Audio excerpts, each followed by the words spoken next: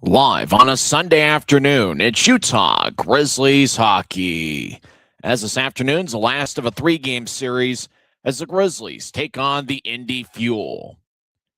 Hi, everybody. Welcome to Utah Grizzlies hockey. I'm Tyson Whiting. It's the 36th and final road game for the Grizzlies this season.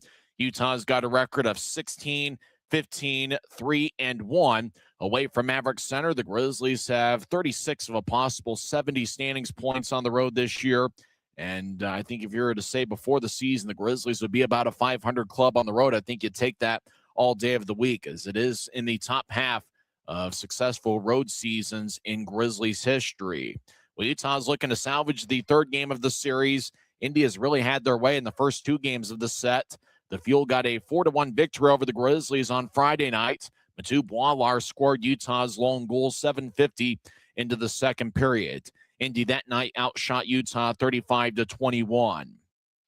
On Saturday night, Mitchell Weeks got a 22-save shutout for Indy. Danny Genev led Utah with 5 shots on goal, and the Grizzlies did have a bit of a shot advantage in that game, 22-17, but it was the Fuel that came away with a 4-0 victory, as Indy has outscored Utah 8-1 in the first two games of this series. Watch out for Danny Genev. He's been outstanding as of late. He's got 12 points, 6 goals, and 6 assists in his last 8 games. He's the reigning league player of the week. Genev leads Utah with 18 multiple-point games, and Utah is going to need a big one from the first-year pro out of Penn State. Reed Lepser has been outstanding this year. He is second in the league with 30 goals on the season. And also watch out for Evan Friesen, who's been one of the best rookies in the league, as he's got 20 goals and 17 assists on the year.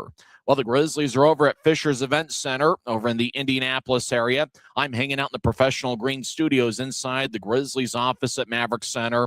And for the Grizzlies, it's the final road game of the season. There's 10 games left in the Utah Grizzlies final hunt, as they're looking to try to find a way to make a playoff run, but they're going to need a huge winning streak in order to give themselves a chance. And it starts today over in Indianapolis.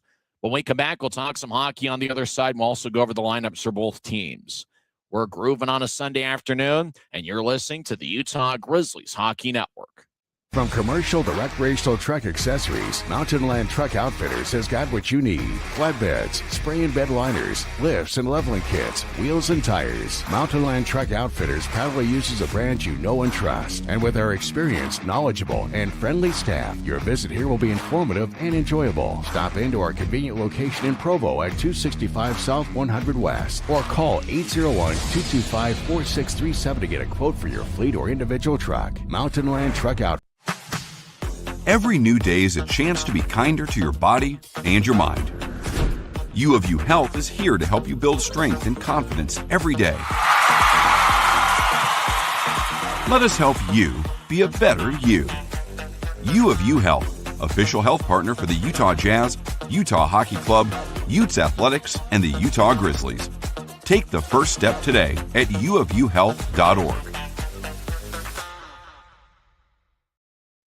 Welcome back to the Grizzlies Hockey Network. I'm Tyson Whiting. Face-offs in about 12 minutes from now as they get started at the top of the hour over at Fisher's Event Center.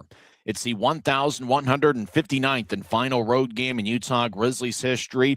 If you count the year the Grizzlies were in Denver, where they won an IHL's Turner Cup in the 94-95 season, it's the 1,199th regular season road game in Grizzlies history.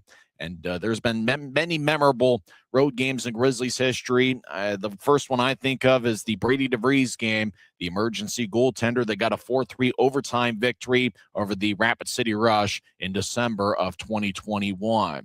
That same year, Charles-Edouard Dastu is currently playing with the NHL's Tampa Bay Lightning, scored a game winner with about 1.7 seconds left in regulation as Utah got a regulation win against Idaho, and the Steelheads ended up missing the postseason by 1 game. And obviously, Dastu denying Idaho of any standings points that night could have made the difference, and eventually turned out to be the difference between Idaho making the playoffs and missing for the first time in team history. So many memorable road games. Those are two that stand out to me. 2 weeks ago was a memorable road game. I think the Grizzlies would have loved for it to have ended up in a win, but 2 weeks ago, the Grizzlies had a 20-round shootout against the Cincinnati Cyclones. It was the 4th time in league history that a shootout has gone 20 or more rounds. And unfortunately, the Grizzlies came up short, but Kyle Kaiser was amazing that day as he saved 17 of 20 in the shootout on his 27th birthday. Really, if you think about the last two Sundays have been crazy. Just think about last Sunday at Maverick Center, where the Grizzlies had a 3-1 lead behind two Danny Genev goals.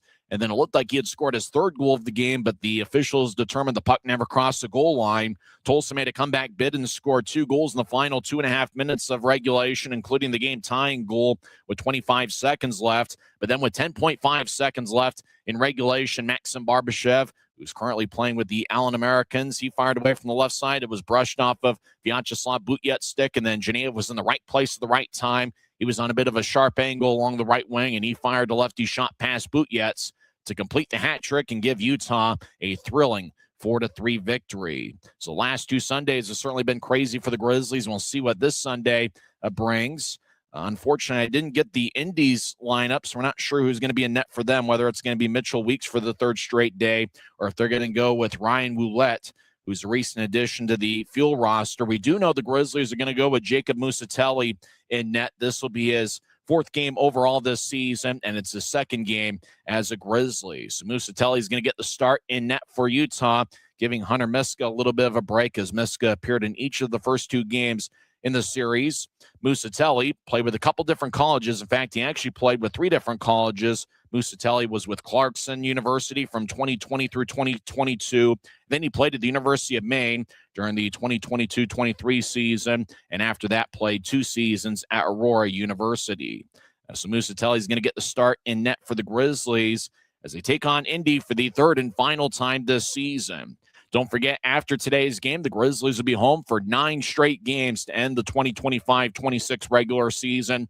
Get your tickets to UtahGrizzlies.com. This upcoming week, the Grizzlies will have 2 home games against the Allen Americans. The first of those 2 games will be on Thursday night at 7:10. It's a very rare Thursday home game, but make sure to get your tickets and enjoy some Grizzlies hockey. And then Sunday afternoon, March 29th, that will be a 3:10 start with, I believe, a post-game skate after the game. So that's going to be coming up on Sunday, March 29th, Grizzlies and the Allen Americans. And then Wichita is going to be in town for 3 games in early April, including Star Wars night, and that's going to be on April 4th. Utah will have one final rivalry game with the Idaho Steelheads on Tuesday, April 7th. That's a makeup of the postponed December 27th game due to the player strike. And then Rapid City's in town for the final 3 games of the regular season. April 10th and 11th will be 7:10 starts. April 11th is going to be Fan Appreciation Night. And the final regular season game in Grizzlies history, that will be on Sunday, April 12th. We'll come back and go over the lineups for both teams. Don't have Indy's lineup as of yet, but so we don't know who's going to be in net. We know Mitchell Weeks has been public enemy number 1 among Grizzlies fans' eyes, as last night he had a 22-save shutout, and the night before he saved 21 of 22. As the Grizzlies have had a tough time getting a high volume of shots off against an Indy club that allows just 25.8 shots per game this season. We'll come back and go over the Grizzlies lineup and see if we can get the Fuel starters as we're in business on a Sunday afternoon, and you're listening to the Utah Grizzlies Hockey Network. When you pay with the Nitro card at Maverick, you always save 10 cents or more on fuel every gallon, every day. And you could save a whole lot more thanks to Nitro Best Price. Pick up a Nitro card and upgrade your Adventure Club account today. Since 1939, America First has helped people start businesses, buy homes and cars, and achieve their financial goals.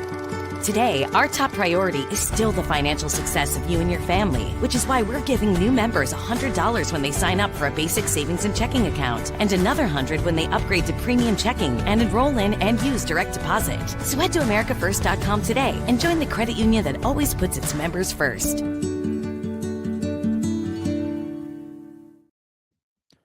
Welcome back to the Grizzlies Hockey Network. I'm Tyson Whiting. Face-offs in about 6 minutes from now over at Fisher's Event Center in Fishers, Indiana, a building that was just completed a year and a half ago. Don't have the starters for either team, but we do know the Grizzlies are projected to go with 17 skaters, 11 forwards, and 6 defensemen. Rylan Kovacevic made the trip and played in Friday night's game, but he appears to be out for the 2nd straight game. And with that in mind, the Grizzlies will be mixing and matching the forward lines quite a bit with an odd number. We do know the top forward line is probably going to be Cy Leclerc, who's wearing number 17. He just signed with the Grizzlies earlier this week, the New Hampshire native and the New Hampshire University product. He'll be lined up with Evan Friesen and Reed Lepster. Watch out for Lepster. He's got 30 goals this season, and he's certainly due for a big game on the road. Danny Geneve's the favorite for the league's Rookie of the Year award. He's wearing number 26 for the Grizzlies. He has 12 points in his last 8 games. He is currently second in the league with 63 points on the year and is tied for second with 40 assists. Luke Manning's going to be in the Grizzlies lineup wearing number 16. Manning in his second full season as a Grizzly. He's got 7 goals and 16 assists and a +6 rating in 43 games. The +6 rating is tied with Stepan Timofeyev for the club lead. Mike Gillette's going to be out there as well as Mikey Colella. Mike Gillette's brother, John Gillette's got 10 goals this season. He's in the Grizzlies lineup. Nicholas Nemo will be in there for the 6th time as a pro, as well as Ryan Taylor and Ryan Rosborough. Both Taylor and Rosborough signed with the Grizzlies earlier this week. Taylor played at Robert Morris University this season. Before that, played at Clarkson University for 3 years. And Ryan Rosborough played the last 4 seasons at St. Cloud State University, including 2 years where he was a teammate with current Grizzly defenseman Josh Singer. The defenseman, Luke Salem's going to be lined up with Josh Singer. Salem's got a point in 3 of his last 5 games. Colby Enns is out there with Dylan Gratton. And Mathieu Boilard scored his first pro goal on Friday night. He is paired up with Luke Antonacci, who's a +6 on the season. So that's the defenseman. We do have the starters, according to the ECHL app. And it looks like Salem and Zinger are going to be the starting defensive pairing. And the starting forwards, we had mentioned how the forward lines are going to be mixed and matched quite a bit. It looks like the forwards to start out are Luke Manning, Danny Geneve, and Reed Lepster. So that's the starting forwards for the Grizzlies. Manning, Lepster, and Geneve, and Salem and Zinger are the starting defensive pairing. And Jacob Musatelli is going to get the start in net. For the homestanding Indy Fuel, we're led by Duncan Dalmeo, their head coach. He's done a good job. Fuel have a record of 30, 21, 8-1. They're currently in 3rd place in the Central Division with 69 points. They're 4 points ahead of 4th place Bloomington. Indy's going with Ryan Woulette in net. First time the Grizzlies have ever faced him. It'll be his 5th appearance this year. Woulette's got a record of 3-1. He already has 1 shutout in his pro career to go along with a 1.5 goals against average and a .942 save percentage. So Ryan Woulette is the Indy goaltender today. The previous 2 days, it was Mitchell Weeks. As Woulette just recently signed a PTO with the Indy Fuel. He played in 6 games with the Fuel last season. Also played at Niagara University as well as Northern Michigan University. He's a native of Colorado Springs, Colorado. The starting defensive pairing for Indy includes Trevor Zins, the former Idaho Steelhead. He's currently in his 2nd stint with Indy, and he's going to be paired up with Matt Petgrave, who leads the Fuel with 41 points this season. So Zins and Petgrave are the starting defensive pairing. Jason Ahern scored his first pro goal in his pro debut on Friday night against the Grizzlies. He has 1 goal and 1 assist and a +2 rating in 2 games. He's going to be paired up with Jesse Tucker, who's wearing number 17. Tucker has 9 goals and 22 assists in 60 games. And Tyler Weiss, wearing number 21. Weiss, a recent addition to the Indy club. Overall this season, he's got 59. He's played in 59 games and has 17 goals and 24 assists. We started the year playing for the Greensboro Gargoyles, where he had 15 goals in 53 games. So 20 minutes are put on the scoreboard clock. It looks like it's Bluey Day over in Indianapolis, and we'll see if we'll get face-off here shortly. They have been starting the game at exactly the top of the hour. So when they say the game starts at 4 o'clock local time, bam, it starts at 4 o'clock local time. As right now, it's about 2 o'clock here up and down the Wasatch Front, and we do ask for a little bit of patience and forgiveness as we are at the mercy of this one camera feed via Flow Sports. So we do ask for a little bit of patience. Doing these remote broadcasts are kind of like trying to put together a puzzle, yet you're missing some of the pieces. And unfortunately, with some of these puzzles over the 6 years of remote broadcasts, sometimes we've been missing some very key pieces. So we do ask for a little bit of patience and forgiveness as we try to describe the game from really 2 time zones away. The Grizzlies are over in the Eastern time zone in Indianapolis. So we'll have face-off here shortly as it's Family Fun Day and Bluey Day over in Indianapolis. Don't forget to join us next Sunday. We'll have a post-game skate after the game and have a ton of fun. Remember, the Grizzlies will be home for 9 straight games to close out the regular season after today. Grizzlies' all-time road record is 477, 559, and 122. So 477 road victories in their existence. Utah's looking for 478 here in their final road game in regular season history. So 20 minutes are put on the clock. We wish they would show the ice a little bit so we can see who's out there or when the puck's going to get dropped or anything of that nature. Referees tonight are Luke Gagnon and Evan Reddick. The linesmen are David Lilly and Odin Nelson. So we're about set for face-off, we believe. We haven't seen any footage of the ice over in Indy as of yet. We do know the starting forwards are going to be Manning, Webster, and Geneva. At least that's according to the ECHL box score. And I got a feeling if the Grizzlies are going to get the job done this afternoon, it's going to have to be that top forward line that gets the job done, especially with the way Geneva and Webster have played all season long. And with Manning, he's been a consistent center all year. Unfortunately, Manning has missed some time due to an injury, but he's a +6 this season, which kind of shows you about his ability to play on both ends of the ice, on the offensive and defensive side of things.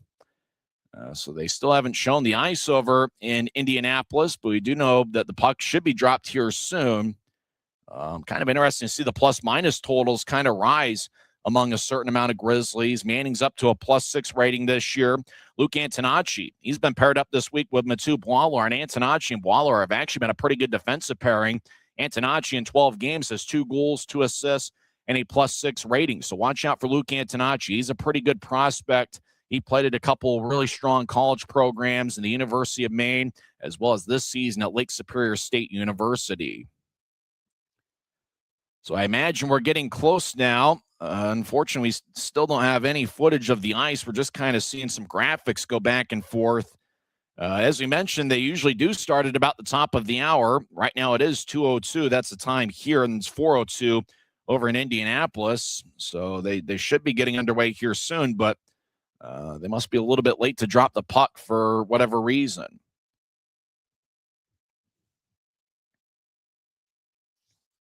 There's a couple milestones for Danny Geneva. We got to almost go back and figure out the Grizzlies' all-time shots on goal leaders in a single season, because Danny Geneva has got to be getting close to the top of that list. After all, he leads the league with 252 shots on goal. If my current high math is correct, 252 shots divided by 62 games. He's averaging just over 4 shots per game.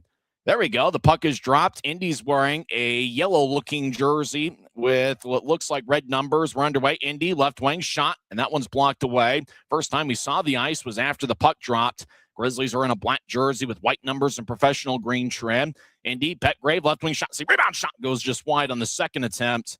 Petgrave's got 10 goals this season. He took the first shot. Indy had the rebound but couldn't convert, and I believe that was Jason Ahern out in front of the net. As the puck's back to neutralize, Indy gets it in the right wing. They slide over the offensive line as Tyler Weiss, he gets hit by a Grizzly and gets divorced from the puck. Grizzlies will lumber it ahead as it goes towards Mikey Colella, number 96. As Colella battles along the near wing boards, Grizzlies skate from right to left as we see it on Flow Sports.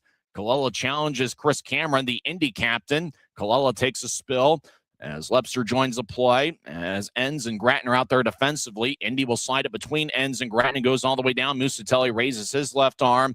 The linesmen raise their right arm as icing is on Indy as we got our first whistle 1 minute and 1 second into the game.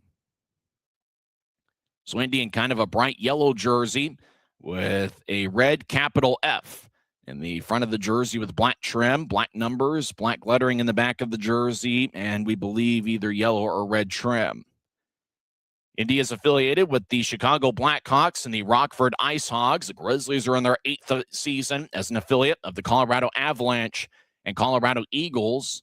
Next season, the Avalanche will be affiliated with the new franchise in New Mexico, the New Mexico Goatheads. As Colby Enns will slide it towards the right wing at center ice after Indy won the faceoff. Nicholas Nemo tried to play the puck. Now it goes to Indy. They'll skate down the middle of the ice. Righty shot. That one misses wide. As that shot was taken by Jordan Martin, number 28. He had a goal in last night's game. As one of the officials takes a spill, Grizzlies get it towards, I think that's Mikey Colella, moving it ahead. As John Gillette's out there with Nemo. Now the Fuel skate over the offensive line left wing, but everybody stopped as it appears Indy's offside as there's 18:26 left in the first period. Well, it's just the start of things. Thanks for hanging out with us. Grab some chips and dip in a beverage of your choice and enjoy part of Sunday with us. We know there's a lot of sports and entertainment options out there. So thanks to everybody for choosing the Grizzlies here in their final road game of the regular season. Utah's just over the 500 mark in terms of standings points. They have 36 of a possible 70 standings points on the road this year with a record of 16, 15, 3, and 1. Indy wins the neutral zone draw, and they throw it in. Grizzlies have Lebster, Friesen out there with Cy Leclerc. Leclerc in his third pro game just signed this week along with Ryan Taylor and Ryan Rosborough. Battle on the boards. 3 Grizzlies and 2 Fuel skaters out there. Third different uniform the Fuel have worn this weekend as Indy will throw it ahead. Now it's taken at center ice by the Fuel as they'll fire it back in. I believe that was number 27, Lane Brockhoff, who has 1 assist in 2 games. As the Fuel have also signed a few players, as is every team in this league at the end of the college and junior season. As puck goes back into the Grizzlies zone, it's taken by Luke Antonacci, who's a +6 this season to lead all Grizzly defensemen. His pass to center ice is picked off. Fuel enter 3-on-3 as they get around Lebster. Right wing, righty shot. That one's blocked away. I'm not sure if it got to Musatelli or not. There was plenty of traffic out in front of the Utah goaltender. Musatelli in his second game in a Grizzlies uniform. Grizzlies will tap it towards Indy ice and come off for a change. Running it down is Dustin Manns, number 8 for Indy. He's got 4 goals and 9 assists in 59 games. Puck towards center ice as Mike Gillette got his stick lifted. As Mike's out there with number 22, and that's Ryan Rosborough. Number 22 earlier this season was worn by Neil Shea, who currently plays for Greenville. Ryan Taylor's out there as well, the St. Louis native. Salem comes out of the pile with the puck and gets towards Josh Zinger, who's looking for his first pro goal. Zinger skates towards the right corner, and he gets hit. Taylor gets held up along the boards by Manns. Gillette joins the play. Mike, that is. As puck goes to the right side, as Grizzlies have the Gillette brothers in the lineup tonight, both Mike and John. Salem gets it towards Rosborough and couldn't get much on a shot. He flexed his stick to see if it was broken, as Indy will lob it in. As Rosborough will come off the ice for a change. Pretty good shift by Mike Gillette and the new Grizzlies, Taylor and Rosborough, both of them named Ryan. Grizzlies get it ahead towards the right wing. It taps off the stick. Chris Cameron, the Indy captain, will move it to his right, and the Fuel will drag it out to center ice. Indy skates over the offensive blue as Tyler Weiss will push it ahead. Now the Fuel behind the net as the puck hops over Weiss. He'll get it back and throw it up top to Chris Cameron. High slot righty shot, and that's blocked. As Cameron, remember, he scored a late first period goal around that same spot in last night's game. Grizzlies looking to get things done early for where we played 4 minutes. Indy's taking 1 shot. Grizzlies yet to fire away. The Grizzlies dump it in. Genev's on the ice. Reigning league player of the week. He taps it with his stick. As behind Indy's net, Fuel spread the ice as they'll get it ahead in their bright yellow jerseys with a little bit of red and black mixed in. Dylan Gratton at center ice, and he'll pitchfork it in as the puck will hippity up towards the left of Ryan Woulette, the Indy goaltender today. He's wearing number 30. The goal light inadvertently goes off behind Woulette's net as the puck was behind the net, but certainly not in it. Indy over the offense line, 2-on-3, lefty shot. That one goes wide. Musatelli might have brushed it with his left pad. Grizzlies out to center ice. Nemo overskates it. He's out there with John Gillette as Dustin Mann's chasing after it, but Antonacci with good speed gets to the puck first. Luke Antonacci, he'll throw a north-south pass. It goes past John Gillette and past Colella as it ricochets off the end boards, and it's collected by Ryan Woulette, who stops play with 15:07 left in the first. And after the whistle, looked like a Fuel skater getting after it with a Grizzly. Now Mikey Colella pushes down Brockhoff, and Tyler Ennis holding up, or Will Ennis holding up Colella. So it looks like a little bit of spirit after the plays. It looked like a Fuel skater was going after John Gillette behind Indy's net. They've had some pretty good crowds over in Indy. In fact, they've had over 10,000 combined in the first 2 games of the series. And it looks like a pretty good crowd for a Sunday over at Fisher's Event Center.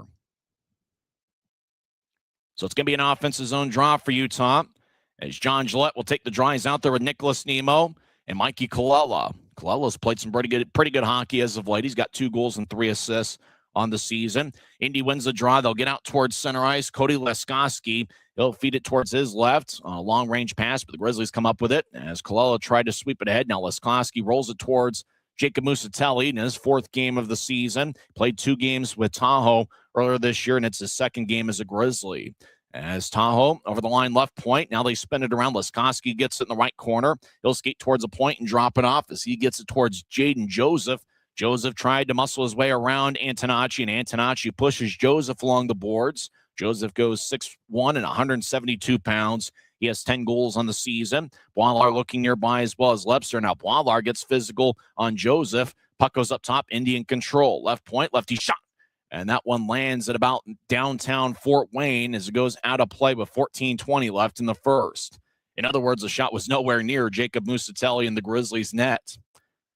So it's going to be a face-off in the Grizzlies zone. You know, he mentioned Jacob Musatelli played with 3 different colleges. He played at Clarkson University from 2020 through 2022, and then he spent 1 year at the University of Maine where he played in 4 games. And then at Aurora University, he appeared in 45 games over a 2-year stretch, and he won 27 games in those 2 seasons. As puck goes behind Musatelli's left shoulder as he looks in the corner. Now taking the puck is Josh Singer. Looks like the Grizzlies are playing with a little bit of spirit and spunk here so far in the first 6 minutes. Over to Leclerc, looking to center it, and it looked like it got knifed away by a Fuel skater before Utah could get a shot off in front of the crease. Fuel come back the other way as they'll slide it towards the end boards as the Grizzlies deliver a hit, and that's one of the Lukes. I think that's Luke Salem, number 6. Salem's got an A on the front of his sweater. Right wing righty shot saved by Musatelli. Puck lifts in the air at center ice and goes towards Salem. Salem started last season with the Fuel. He crossed the center red line and throws it in as he comes off the ice for a change. The 3 Grizzlies wearing A's on their sweaters this afternoon are Salem, Manning, and Lebster. Once again, the Grizzlies captain Tyler Gratton is out. We'll go over the scratches a little bit later on in the first period, as unfortunately there are quite a few guys who are out due to injury.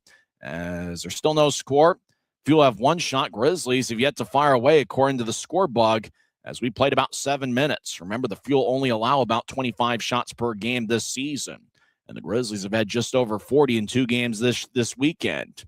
Gratton runs it down. He gets tripped up as looked like he was trying to avoid a check, instead got hit. And it looks like he's okay, though, as skating around the net is Ryan Rosborough. And for whatever reason, when I see Rosborough, I think of all the other 22s they're wearing, wore that number in Grizzlies history. Rosborough, he's a centerman that's going to be pretty good on faceoffs for the Grizzlies as Indy slides it across. Right wing, righty shot.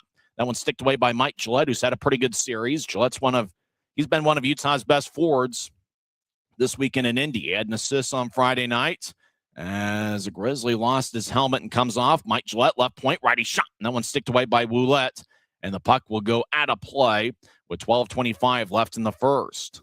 And that should be Utah's first shot on goal, and it is. Indy's outshot Utah 2-1. Still no score, but 12:25 left in the first period. This is the Utah Grizzlies Hockey Network. From commercial to recreational truck accessories, Mountain Land Truck Outfitters has got what you need. Flatbeds, spray and bed liners, lifts and leveling kits, wheels and tires. Mountain Land Truck Outfitters proudly uses a brand you know and trust. And with our experienced, knowledgeable, and friendly staff, your visit here will be informative and enjoyable. Stop into our convenient location in Provo at 265 South 100 West or call 801-225-4637 to get a quote for your fleet or individual truck. Mountain Land Truck Outfitters. Every new day is a chance to be kinder to your body and your mind. U of U Health is here to help you build strength and confidence every day. Let us help you be a better you. U of U Health, official health partner for the Utah Jazz, Utah Hockey Club, Utes Athletics, and the Utah Grizzlies. Take the first step today at uofuhealth.org. 12 minutes and 25 seconds are left in the first period. Still no score. Indy's outshot Utah 2-1. Mike Gillette has Utah's lone shot as he fired away from the left wing before the timeout. Well, it's important for the Grizzlies to get off to a fast start. If you think about Utah's 18, 9, and 3 when scoring first, Indy has scored the first goal in each of the 2 games. Off the draw, Genev lefty shot just outside the circle, saved by Woulette. He bobbled it for a second, but's able to hold on with 12:21 left in the first. So that's the Grizzlies' second shot, which was taken by Danny Genev, who leads the league with 253 shots on goal. Manning takes a draw. Genev is right behind him. As the faceoff goes towards Indy, it looked like Indy cut behind Manning as they knew the puck was going to end up with Genev. 2-on-2 Indy over the offensive line. They're still looking for the game's first goal. Grizzlies are 14-3-2 on the road when scoring first this year. As Chris Cameron, he fires from the right point. That's blocked. If you think about it, when the opposition has scored first on the road, the Grizzlies have only got 2 victories. So it's really important, especially on the road, for the Grizzlies to get off to a lead, especially with the third game in less than 48 hours. Jordan Martin skates around Webster and skates directly towards the near corner, and Martin jump steps to get around Luke Antonacci as Antonacci is ready to light him up. As Indy's got the puck over to the left wing, Alex DiPaolo, he'll fire it towards the left point, and a shot that's blocked away by Musatelli. Watch out for Alex DiPaolo. He's got a goal in each of the 2 games in this series. DiPaolo's got the puck. He'll feed it out in front, backhand shot. And that one's brushed away. Boilar was in the area in front of the crease. As Boilar, he's built a lot of confidence over the last couple of weeks, and he's played some good hockey. As battle along the left wing boards, as looks like Antonacci delivers a hit on Jaden Joseph. Puck goes towards the near wing, and Webster will flub it across near the Grizzlies bench as Utah will switch up skaters. Indy right wing crosses center ice, and Will Ennis will fire it in. It's Ennis's 55th game this year. He's got 1 goal and 3 assists. He's a big defenseman at 6'3" and 210 pounds. As Salem fumbles the puck, and Musatelli covers up in front of the crease as Indy was challenging Luke Salem deep in the Grizzlies zone, and in particular Michael Marqueson, number 19, who goes 6'5" and 220 pounds. Marqueson's got a goal in each of the 2 games in this series as well. So faceoffs can be in the Grizzlies zone. As Jacob Musatelli, we'll see if they'll show us a replay on Flow Sports, and then the screen freezes for a little bit. That's a great replay right there. That should win an Academy Award or an Emmy or whatever you get. That's replay of the year stuff right there. As actually the screen froze for a little bit, and we just kind of saw Musatelli for about 5 seconds in his goaltender stance. Grizzlies cross center ice. We're having a little bit of fun, as these remote broadcasts from times can be tough. Can be pretty tough, as it'll be the last road remote broadcast of the regular season. Grizzlies, John Gillette back in, shot saved by Ouellette. Puck goes up top. Grizzlies get it across John Zinger with a righty shot, and that's sticked away by Ouellette. As Zinger fired a low liner, but kind of fired a changeup. Now Nicholas Nemo, left wing, righty shot saved by Ouellette. Zinger right side, his shot's blocked, and the puck will slide out to center ice. Indy gets it. They step over the offense line. Salem and Zinger back defensively as Indy swings and misses, and that's Dustin Mans. Grizzlies get physical at neutral ice. Utah with the puck in their own end. Salem across to Zinger, back to Salem, but it goes past him. Salem gets it off the near boards as he gets pushed to the wall by Jason Ahern, who just signed with Indy earlier this week. As Grizzlies race out to neutral ice, Indy back defensively. Webster feeds to Leclerc. Left side, Leclerc trying to get it back to Webster in the give and go, but didn't have a passing angle. Leclerc gets it up top. Dylan Gratton lefty shot, and it goes past Ouellette and wide as Gratton tried to go glove side on the Indy goaltender. Grizzlies up to 5 shots. Indy's taken 2. Grizzlies slide it up top towards Gratton. He danced around in the high slot. Now he moves to his left. He fires lefty shot, and that one misses wide. Indy gets off the boards. They'll throw it up, but not out. Now they get it out as they chipped it around Colby ends. Salem whips it off the boards left wing as it goes past Leclerc. Friesen chases after it as Indy's in control of the puck as Will Ennis stops behind his net. Friesen continues to challenge. As we played about 11 minutes, Ennis gets around Friesen. Now he races out to neutral ice. Ennis crosses center ice. He'll feed it to his left. And it was more of a dump in than a pass as Indy chasing after it as they collide behind Musatelli's net. As Grizzlies have it in their own zone as they spread the ice. There's about 9 minutes left in the first period. Still no score. Grizzlies have outshot the Fuel 5-2. He's been skating 5-on-5 this whole time. Pass towards left wing for Webster. Skate in. Righty shot. Saved by Ouellette. Rebound goes towards Indy. As the Fuel will drag it out to center ice. 3-on-2. As a Fuel skater overskated the puck, and that was Brockhoff, and then he fell down. And now the whistle blows, I believe, offsides the call. And that stops play with just under 9 minutes left in the first. Webster streaked along the left wing as they show a replay, and he had a great A chance, but Ouellette was able to make the stop. As Ouellette, it looked like Webster tried to go glove side low, and it looked like Ouellette closed the door. Wasn't a great shooting angle for Webster, but he tried to just find a way to get it past Ouellette. And for Reed Webster, he's got 30 goals and 23 assists this season. He's tied for 11th in the league with 53 points. Indy wins the neutral zone draw as they backpedal into their own zone. Now they'll feed it out towards the left wing at center ice. And now the Fuel get it back as skating back into his own zones. Trevor Zinn's a former Stillhead. Earlier this season, he played with Greensboro as well. As the Fuel step over the offensive line, as Indy We'll drop it back towards the corner for Cody Leskoski. Now around the net goes DePaulo. Alex is his first name. He loses control of the puck. Mike Gillette gets it. He'll get it to the center ice for Rosborough. Rosborough moves to his left, and he'll throw it in from just outside the Indy blue line towards the right corner. Grizzlies skate from right to left here in the first period. Indy from left to right. As a fuel, as they'll just kind of slide the puck deep in the Grizzlies zone. No icing as Indy makes a line change away from the screen. Grizzlies get out to center ice for Manning over the offensive line. Manning veers to his left, gets around a fuel skater. Now around Indy's net. Manning drops it off to a spot he vacated for Genev. He'll feed it towards the right side. Grizzlies try to curl it towards Zinger. Zinger gets pushed along the boards. The pass went wide of Zinger. He tries to recover. Now Manning gets the puck. He'll drop it towards the right wing. Grizzlies get it across the Zinger down the middle of the ice. Righty shot. That's sticked away by Christian Berger, who's got 3 assists through 2 games in this series. Puck goes deep into the Grizzlies zone, and it's a fuel icing with 7:27 left in the first. So Grizzlies are up to 6 shots. Indy has 2. Utah has put together quite a bit of offensive zone time on Ryan Ouellette, the Indy goaltender, who played with a couple different colleges, as Ouellette played with Niagara University as well as Northern Michigan University. It's his 5th game of the season with Indy, and it's his 11th game as a pro, as he played in 6 games last season with Indy, where he had a 1-3-1 record and an .879 save percentage. Grizzlies at neutral ice will fire it back in, as there's 7:13 on a moving clock here in the first period. Still no score. Been skating 5-on-5 the whole time. Indy took the first 2 shots, and the Grizzlies have responded with 6 unanswered shots on Ryan Ouellette. Dylan Gratton, long-range pass, angle left, goes towards Genev, who dumps it in. As John Gillette chasing after it. Will Ennis has been active so far for Indy. He'll backhand it ahead. Fuel will carry it out to center ice. Now they step over the offensive blue. They try to negotiate their way towards the corner, and Dylan Gratton takes Jason Ahern off the puck. Boy, Gratton's played some good hockey for the Grizzlies. He's going to be a pretty good pro for many years to come. Dylan Gratton, the younger brother of the Grizzlies captain Tyler. As we get a whistle, as Dylan Gratton was battling in the corner with Tyler Weiss. Weiss picked up 2 penalties in last night's game. Not sure why the whistle blew. Maybe there was a penalty away from the screen, as there's 6:40 left in the first. And it looks like a penalty has been called. It's interference. Since everybody's going towards, it looks like it's a Dylan Gratton penalty. So it's going to be an Indy power play, as Gratton knocked down Jason Ahern. And it appears, well, was that where the penalty was? As one of the referees was spotting it, not sure if that's where the penalty was, next to Musatelli's net. Gratton knocking down Ahern, but nevertheless, Dylan Gratton gets 2 minutes for interference. Indy's power play is 14.1% this season, which is towards the bottom of the league.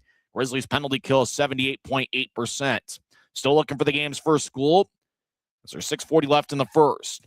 Indy wins the draw. Grizzlies have taken the last 6 shots on goal here in the first period. Now Indy towards the left wing. Lefty shot saved by Musatelli. Puck goes back up top. Indy fires the lefty shot. Blocker saved by Musatelli. Actually, he gloves it and holds on, as Musatelli kind of had his blocker and glove in the same area. And he snatched the Matt Petgrave shot, as it's still a scoreless game. First shot on that power play was taken by Tyler Weiss. And puck ricocheted off the chest of Musatelli, and then later on, it was Petgrave that fired away. So 2 shots for Indy so far through 11 seconds on their power play. Draw one by Utah, swung and missed. Now backhand shot, saved by Musatelli. Indy gets it back. As they'll throw it up top, Weiss was the guy that took the backhand shot that Musatelli denied. That's the second power play shot for Tyler Weiss so far. As Indy towards the right wing. As now the puck goes up top and out of the zone, as Indy couldn't reach it. So the Fuel have to reset. Puck towards center ice. Tyler Weiss being challenged by John Gillette. Gillette has been a very, very strong penalty kill forward all year. Indy skates over the offense line. They get to the right corner. Now they drop it off to a spot. And now it slides all the way towards the right point. And Salem takes the puck and he'll clear it out, as he was battling along the near wing boards with Alex DePaulo. 5:41 on a moving clock here in the first period. Indy's already taken 3 shots halfway through this power play. Grizzlies slice it all the way towards Ryan Ouellette, wearing number 30. He plays it behind his net. But it looks like the whistle blows as everybody stops skating. And puck might have ended up out of play. Well, let's see. Trevor Zins. As we mentioned, these remote broadcasts are kind of like Trying to put together a puzzle and you don't have all the pieces. Looks like the faceoff's going to be in the Grizzlies zone. Not entirely sure why. Maybe the puck ended up out of play, but, the Grizzlies were in their own zone, so it would have been delay of game had it not, tapped off the glass or tapped off of something. Indy has it on the right goal line as they get it across. 5:25 on a moving clock, first period. Still no score. Field get it back in deep to the right corner. Big time hit delivered as Josh Zinger. He's been a physical presence in this first period. Zinger gets hit with a high stick, no call. As Indy gets back to the high slot, Trevor Zins fires a righty shot. That goes wide. As Grizzlies try to sweep it ahead. Puck goes up top. Zins moves it across the left side as Indy solicits it to the middle of the ice. Dustin Mann's lefty shot. That goes wide. Actually, that was taken by Owen Robinson, who's got 9 goals this season. 12 seconds left in the power play as the puck goes up top. Zins moves it towards the left wing. Now they drop it to Owen Robinson. Lefty shot. Saved by Musatelli. And he holds on as Cody Leskowski was trying to redirect the shot. That was taken by Owen Robinson, and Musatelli was able to catch it cleanly. So Indy with 5 shots on their power play, but they can't find the back of the net. Now the Fuel have a 7-6 advantage in the shot count. Still no score with 4:47 left in the first. Third game in less than 48 hours for both teams. The last of a 3-game series. And so with that, fatigue should play a factor for both clubs. But it's not like one team's in the third game of a 3-3 and the second is just playing for the second straight days. Both teams are dealing with kind of the same circumstances. Nicholas Nemo, it's Luke Salem taking the draw. Once again, it's a defenseman taking a defensive zone draw and a penalty kill for the Grizzlies. And the faceoff won by Indy. Field towards the left point, fire away, and it's blocked. And the puck will lift out of play as it got tipped out into the spectator area. With 1 second left in the Grizzlies penalty kill. So if Utah can win the faceoff cleanly, maybe they can loop one ahead towards Dylan Gratton and maybe get a breakaway or something of that nature. As Gratton will come out of the penalty box with 1 second. So it should be a successful penalty kill for the Grizzlies. As Evan Friesen will take the draw. And faceoff won by Utah. Luke Salem spins it along the boards. And it's collected. Gratton tried to collect it. Indy gets it, and they'll throw it back in. So Salem had the idea, rolling along the boards to about the spot where Gratton was coming out of the penalty box. Now Genev gets it across to Salem over the offensive line. As Salem tried to get around Christian Berger, knifed it away. Berger's had an outstanding year for Indy. As the Grizzlies move it ahead towards left wing at center ice. As Kallela, or make that Genev, collided with the linesman and Chris Cameron. Indy from the high slot. They fire a lefty shot, and that one moves wide. Actually, they might have rolled it along the boards. The camera didn't pan to its right quick enough. About 4 minutes left in the first period. Still no score. Indy had 5 shots in their power play. Left wing, lefty shot. Saved by Musatelli. Rebound goes towards Utah as Genev will slide it from one corner to the other. Antonashi hustling after it, but Indy gets there first. Left wing, lefty shot. Saved by Musatelli. As that shot, we believe, was taken by Owen Robinson. Now the Fuel, they look for a wraparound shot saved by Musatelli, and he will hold on with 3:39 left in the first. Should be a timeout on the ice. Fuel have 9 shots. Grizzlies have 6. Nobody's found the back of the net as both goaltenders have been solid or early on. This is the Utah Grizzlies Hockey Network. Since 1939, America First has helped people start businesses, buy homes and cars, and achieve their financial goals. Today, our top priority is still the financial success of you and your family, which is why we're giving new members $100 when they sign up for a basic savings and checking account, and another $100 when they upgrade to premium checking and enroll in and use direct deposit. So head to americafirst.com today and join the credit union that always puts its members first.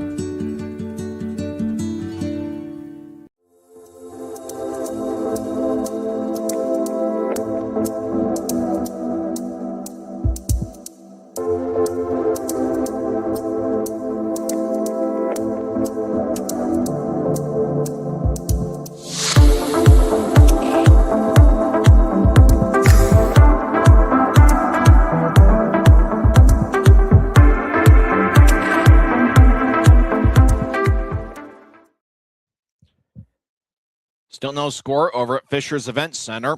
We're hanging out in the Professional Green Studios inside the Grizzlies office at Maverick Center. Utah's looking for their third victory on a Sunday this year. Utah's 2-5-0-1 on the Sabbath. And no days rest. And the Grizzlies, in a game where they have no days rest, have a record of 11-16-2-1. It's the 12th road game for the Grizzlies this season on no days rest. Draw one by Utah. Dylan Grattan whips it around the boards. Grattan's been outstanding here in this first period.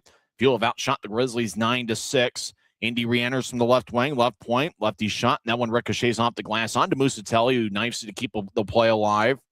As Indy will spin the puck towards the right corner. They're in the offensive zone. Grizzlies skate from right to left as we see it on Flow Sports. As a Fuel, get it back up top. As Will Ennis will skate towards the right circle, backhand shot, and that gets redirected. Mike Gillette was battling with the Fuel skater. As Gillette gets it ahead towards Ryan Taylor, who couldn't reach it. Fuel from the left point, fire it. Might have gotten towards Musatelli. Not really sure as he wasn't in the screen when the shot was made. As Enns swung and missed on moving it forward. Enns is an even in the plus-minus category this year. 4 goals and 8 assists in his first pro campaign. Indy's taken 10 shots. Grizzlies have 6. Utah advances it towards Rosborough, and Rosborough will loft it deep into the Fuel zone as he's towards the end of his shift. Cy Leclerc on the ice wearing number 17. He's got pretty good speed and playmaking potential, the New Hampshire product. Indy skates in from the left wing. Lefty shot, saved by Musatelli. And he will hold on as Indy came in with all sorts of momentum along the left wing, and that was Owen Robinson, who's had a few shots here in the first period. And Robinson, he fired a quick-looking snapshot that Musatelli made the stop in with 2:28 left in the first. So what a stop by Jacob Musatelli. Owen Robinson played in 10 games for Indy last season, played in 3 games with Orlando during the 2021-22 season, and he also played with 4 seasons at the University of Toronto. As Robinson's in his 50th appearance this season for Indy, he's got 9 goals, 11 assists, and a +4 rating. So we're still scoreless. Face-offs in the left circle of the Grizzlies zone. Evan Friesen will take the draw, the first-year pro. Grizzlies have had great contributions from first-year pros all season. And Friesen's been one of the best. He's got an AHL contract with the Colorado Eagles. As draw, won by Indy. Left wing, shot misses wide. As it stays in play, Cy Leclerc over to the right corner, gets spun around Salem in the area. Puck goes towards the near circle where it's taken by Leclerc. Now Salem gets it, and he'll move it towards Leclerc. And it was actually Friesen kind of battling with the puck over on the right side. Grizzlies ice it as the arm is raised by both linesmen. 2:10 left in the first period. Linesmen this evening are David Lilly and O.D. Nelson. It's a 5th different game that O.D. Nelson has been one of the linesmen. His partner, Tyler Willie's not in there today. You know, there had been plenty. It's almost like those two have to be together because their last names are Willie and Nelson. Got 2 referees tonight. Luke Gagnon and Evan Reddick are the referees. Indy's had 1 power play. Grizzlies haven't had one as we're skating 5-on-5 with about 2 minutes left. Grizzlies win the faceoff, and they'll spin it along the far wing boards. Reed Lebster races towards center ice. He's got an A on the front of his black sweater over towards the left wing as Josh Zinger skates towards the corner as Zinger gets hit. And the puck goes back towards Zinger from Friesen and looked like Lebster had to go past him as Indy will bounce it out to center ice. Zinger, he gets back checked by number 47, Tyler Paquette. Paquette played Friday and did not play last night. Paquette is a big guy at 6'3", 200 pounds. Not sure if he's related to Danik Paquette, the former Grizzly legend. As actually once a legend, always a legend. We're always going to think about Danik Paquette. If you're a Grizzlies fan at the time he played, he was a fan favorite for sure. Grizzlies towards center ice. Leclerc will bounce it from one blue line to the other at the end of his shift. Indy moves it Ed to the right wing over the line offensively as Cody Laskowski. He'll throw it towards the left corner as Indy throws it between their legs behind Utah's net. John Gillette's appeared in every game this season. It's game 63 of 72. Grizzlies have 4 players who have appeared in every game this year. As towards center ice, Indy, as they'll skate along the left wing, as Laskowski, right side, backhand shot, and that's drifted away by Boilar's stick. Good defensive play by Boilar. Boilar and Antonacci may be Utah's best defensive pairing so far in this series. Colella, 45 seconds left in the period. Left wings it towards Gillette. Gillette dumps it in. Colella strides after it. He gets there about the same time as Will Ennis. The Grizzly gets pushed in the back by Jaden Joseph in the corner. Indy will loop it ahead as it goes over Enns' head, and the puck will hippity-hop into the Grizzlies zone. Enns left wings it towards Grattan. Grattan moves it ahead towards Manning off his stick as Manning was getting there about the same time as Tyler Weiss. As 20 seconds left in the period, Indy crosses center ice left wing, and Joseph will throw it in as he spreads his legs at the end of a shift. as the puck around towards the right wing. As Manning gets the puck, 10 seconds left in the period. Manning crosses center ice. He'll spin it to his left for Genev. Danny Genev, left wing. He'll take a lefty shot. Saved by Willett. Now 2 seconds left in the period. Puck goes towards the right wing and goes past Colby, out to neutral ice as time runs out. They played 20 minutes over at Fisher's Event Center. Indy outshot Utah 11-7. The Fuel had 5 shots in their one power play in the first frame, but nobody found the back of the net as Jacob Musatelli was outstanding on Utah's side, and Indy's Ryan Willett made some key saves to keep it a scoreless game. So that's pretty much all we saw in the first period, and really for a third game in less than 48 hours, both teams showed quite a bit of spirit and spunk. Obviously, it's important for the Grizzlies to get off to a fast start. Of their 23 victories this season, 18 of them were where Utah scored first. They've only got 5 wins this season when the opposition has scored the first goal. So we head into the second period, skating 5-on-5, scoreless over at Fisher's Event Center. It's the final regular season meeting ever between the Grizzlies and the Fuel, and it's the final regular season game scheduled in Utah Grizzlies history as Utah's looking for their 488th regular season road victory. It's the 1,159th road game in Grizzlies regular season history. And if you count the year the Grizzlies were in Denver, it would be the 1,199th regular season road game in team history. We'll come back and talk some hockey on the other side. We'll also go over some NHL and ECHL scores. The Grizzlies NHL affiliate, the Colorado Avalanche, were in action this morning, taking on the Washington Capitals. We'll recap that game and also go over some NCAA basketball scores as March Madness is alive and well. After one period, no score between the Grizzlies and the Fuel. This is the Utah Grizzlies Hockey Network. Grisby commutes to work by riding UTA. It gives him time to make friends and relax before arriving to the Maverick Center. But how can Grisby keep enjoying that feeling throughout the entire day? An idea! Utah Transit Authority, proud sponsors of the Utah Grizzlies.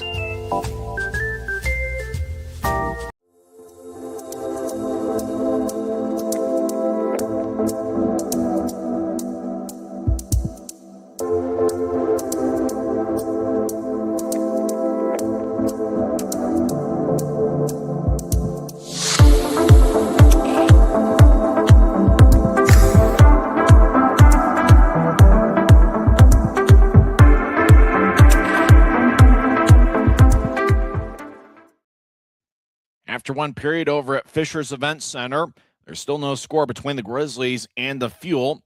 Utah had 7 first-period shots, and of course, Danny Genev led the way. He's got 2 shots.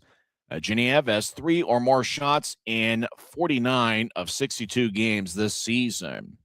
Josh Singer, Nicholas Nemo, as well as Lebster, John Gillette, and Mike Gillette each had 1 shot through 1 period. And I got to say, Mike Gillette's been one of Utah's best forwards in this series. He's had some hard-working shifts, made good decisions, and he's really held his own along the boards. As really, if you're going to beat the Fuel or at least compete with them, you have to hold your own along the boards. As you see a lot of those scrums along the wall, and you got to at least win your fair share of 50-50 pucks, because when Indy is getting their 50-50 pucks, and they usually do a good job with those, they're a tough team to beat. So, guys like Mike Gillette and some of the other bigger forwards like Ryan Taylor and the 6'3" forward Ryan Rosborough, they're important against a team like the Indy Fuel, because it's the kind of club that if you can muscle up with them and kind of match their strength and physicality, you got a pretty good chance in the game. And the Grizzlies in the first period really held their own, and it was a pretty evenly played first period. Indy outshot Utah 11-6, and 5 of those 11 shots for the Fuel came in their 2-minute power play. Dylan Gratton got an interference minor, 1320 K-fan into the first period. Indy 0 for 1 on the power play. Grizzlies have yet to get a power play. Utah's been a very disciplined team in terms of staying out of the penalty box, as they've got the 3rd fewest penalty minutes of any team in the league. A goaltending matchup, it's different than what we've seen in each of the first 2 games of this series. Jacob Musatelli, if you're talking about guys that stood out in the first period, Musatelli had 11 saves, including some grade A stops. Ryan Willett, first time the Grizzlies have ever seen him, he stopped all 7 Utah shots in the first period. Quite a bit of action across the league this afternoon. Just about all the games are in progress. After 2 periods, Kalamazoo leads Rapid City 3-0. Maine has a 2-0 lead over Reading.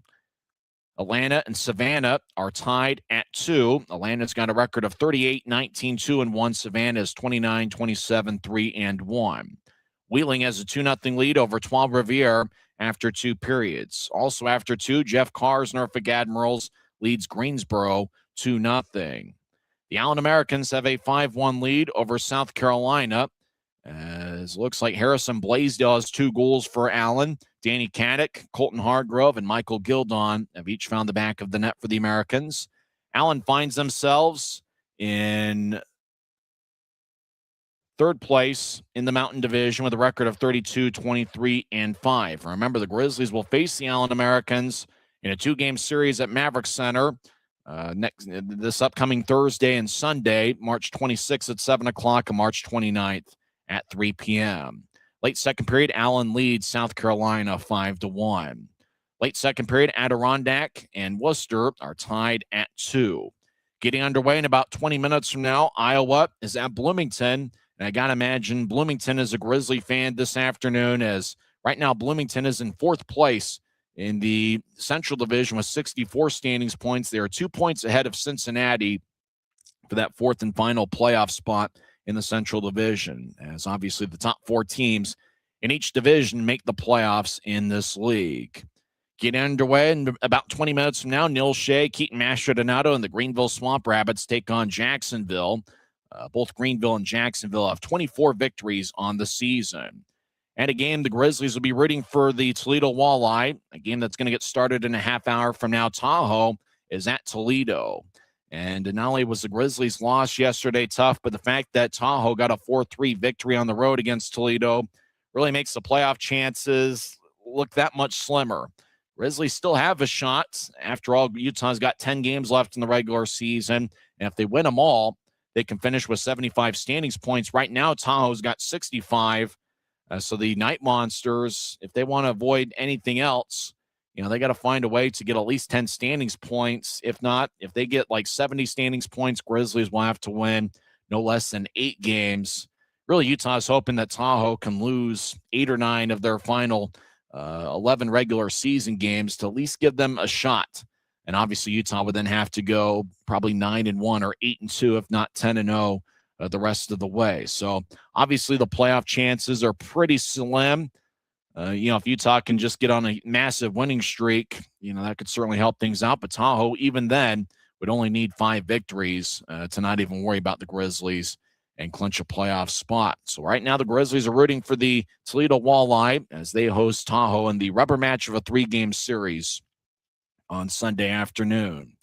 When we come back, we'll go over some NHL scores. The Grizzlies NHL affiliate, the Colorado Avalanche, were in action earlier today against the Washington Capitals. We'll tell you how that one finished up as its first intermission over at Fisher's Event Center, and there's still no score. Grizzlies with 7 shots in the first period. Danny Genev had 2 of them, and Jacob Musatelli was a brick wall in net as he stopped all 11 Indy shots.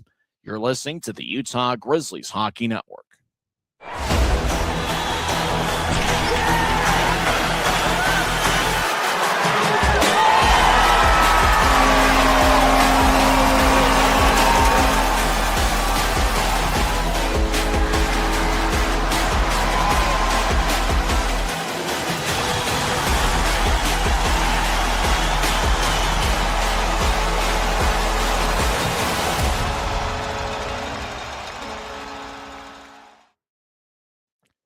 Scores in the National Hockey League. 2 games have gone final. In a shootout, the Winnipeg Jets get a game winner from Kyle Connor. No S to his last name, Connor. Kyle Connor gets the shootout game winner as Winnipeg defeats New York, the Rangers, that is, 3-2. One other final in the NHL. In overtime, the Colorado Avalanche get a 3-2 victory over Washington. Brock Nelson got the overtime game winner, 122, and with Natchez and Devin Taves getting the assists as the Avalanche get a 3-2 victory. Alexander Ovechkin had 1 goal, and that was the tying goal. 14-17 into the third period. He tied the game up at 2 apiece with his 26th goal of the year. Gabriel Landeskog and Nicholas Watt each scored in regulation for the Avalanche. Colorado 3, Washington 2, as the Avalanche get an overtime game winner from Brock Nelson. At 7 o'clock, the Utah Mammoth hosts the LA Kings.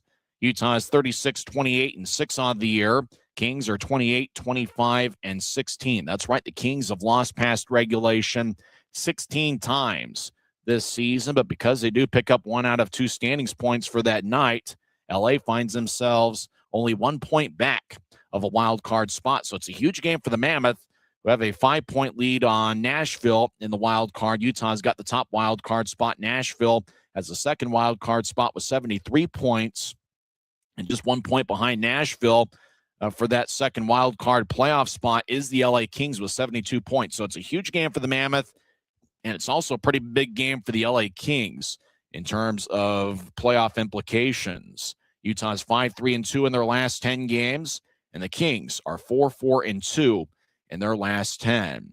So that should be an interesting one at 7 o'clock over at Delta Center. Mammoth hosts the LA Kings. Games in progress. Hurricanes have a 4-0 lead over the Pittsburgh Penguins. Penguins got a shootout win yesterday, but the Hurricanes, they lead 4-0 late in the second period. After 2 frames, the Indy Fuels NHL affiliate, the Chicago Blackhawks, have a 2-1 lead over the Nashville Predators.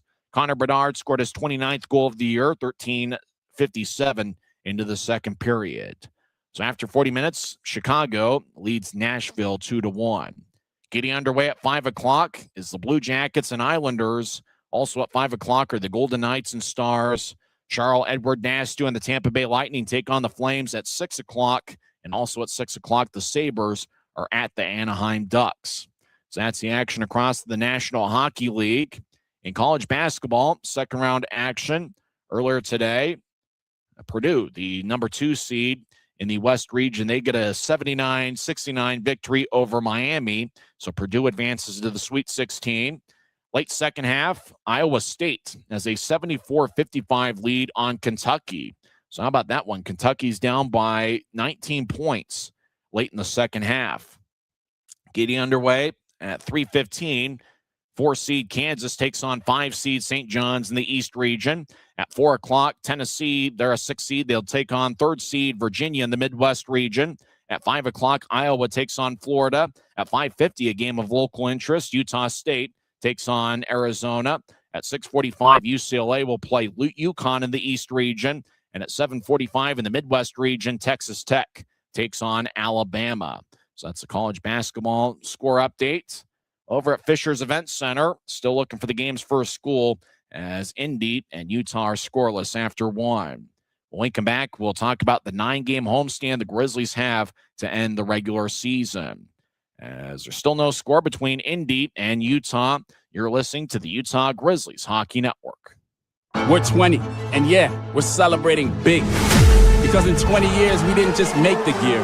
We made hockey cooler. They said we were too loud, too flashy, too different. They told us to tone it down. The Warriors don't tone it down. We go full throttle. And this is just the start. 20 years in, and we're just getting warmed up. We're still the brand that makes the gear you can win in, chirping, and partying. And if you thought we were bold before, just wait. The next 20 years start now.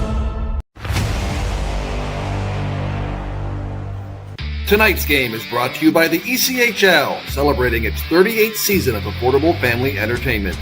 The ECHL would like to thank everyone in attendance for your support of ECHL hockey.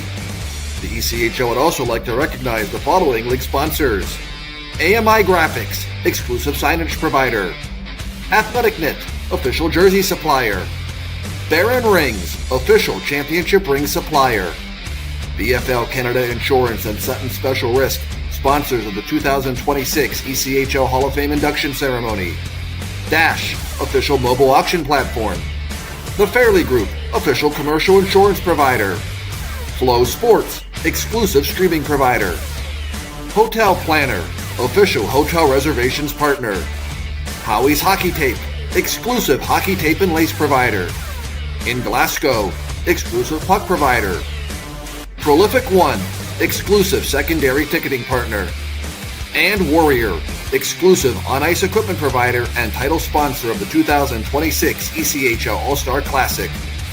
Catch all of the ECHL action live in high definition by logging on to flowhockey.tv. Les Schwab changed the tire game more than 70 years ago. Today, we still believe you should get more from less. Like more hustle, less hassle. More of the best service around, less of the runaround. Because we include America's best tire warranty in every tire we sell. So you get more unbeatable warranty, less charging you extra. It's why we're more than proud to say, you get more from less. Well, after today, the Utah Grizzlies have a 9-game homestand to end the 2025-26 regular season. Don't forget the Grizzlies have 2 big games coming up against the Allen Americans on Thursday, March 26th, and Sunday, March 29th. And then the Wichita Thunder are going to be in town for a 3-game set on Wednesday, April 1st. April Fool's Day, the Thunder will be in town for a 7:10 start. And then Friday, April 3rd, will be at 7:10. And then Saturday, the final game of the 3-game series against Wichita. That's going to be Star Wars night. You're not going to want to miss that, the final Star Wars night in team history. Then the Grizzlies have 1 game against the Idaho Steelheads. It's a makeup of the postponed December 27th game. So that's going to be a rare Tuesday game, and it's the final Grizzly-Steelhead rivalry game. That's going to be at 7:10. And then the Rapid City Rush are in for a 3-game series to end the regular season. April 10th, 11th will be 7 o'clock starts. Remember, April 11th is going to be Fan Appreciation Night. And Sunday, April 12th, will be at 3:10. That's the final regular season game in team history. Well, the Grizzlies have been a pretty good road club this year, and if you were to say before the season the Grizzlies would have 36 of a possible 70 standings points on the road going into the final road game, I think you take that all day, any day. You know, this is one of the better road clubs in Grizzlies history. I mean, Utah recently has had some teams that have won 12 road games, 10 road games, but this season, Grizzlies have held their own away from Maverick Center, and as a result, you kind of think that this would be the sort of year where, the Grizzlies would be playoff bound. But unfortunately, the Grizzlies struggled a little bit on home ice this season, as they've got 7 home victories this year, but Utah's hoping to close out the 2025-26 season on a winning note and with a winning homestand, as they've got 9 big games, all of them against divisional opponents. We'll come back and have second period action as we're still looking for the game's first goal. It's the Utah Grizzlies and the Indy Fuel. Fuel have outshot the Grizzlies 11-7 as Jacob Musatelli was outstanding in the first period in net for Utah. This is the Utah Grizzlies Hockey Network.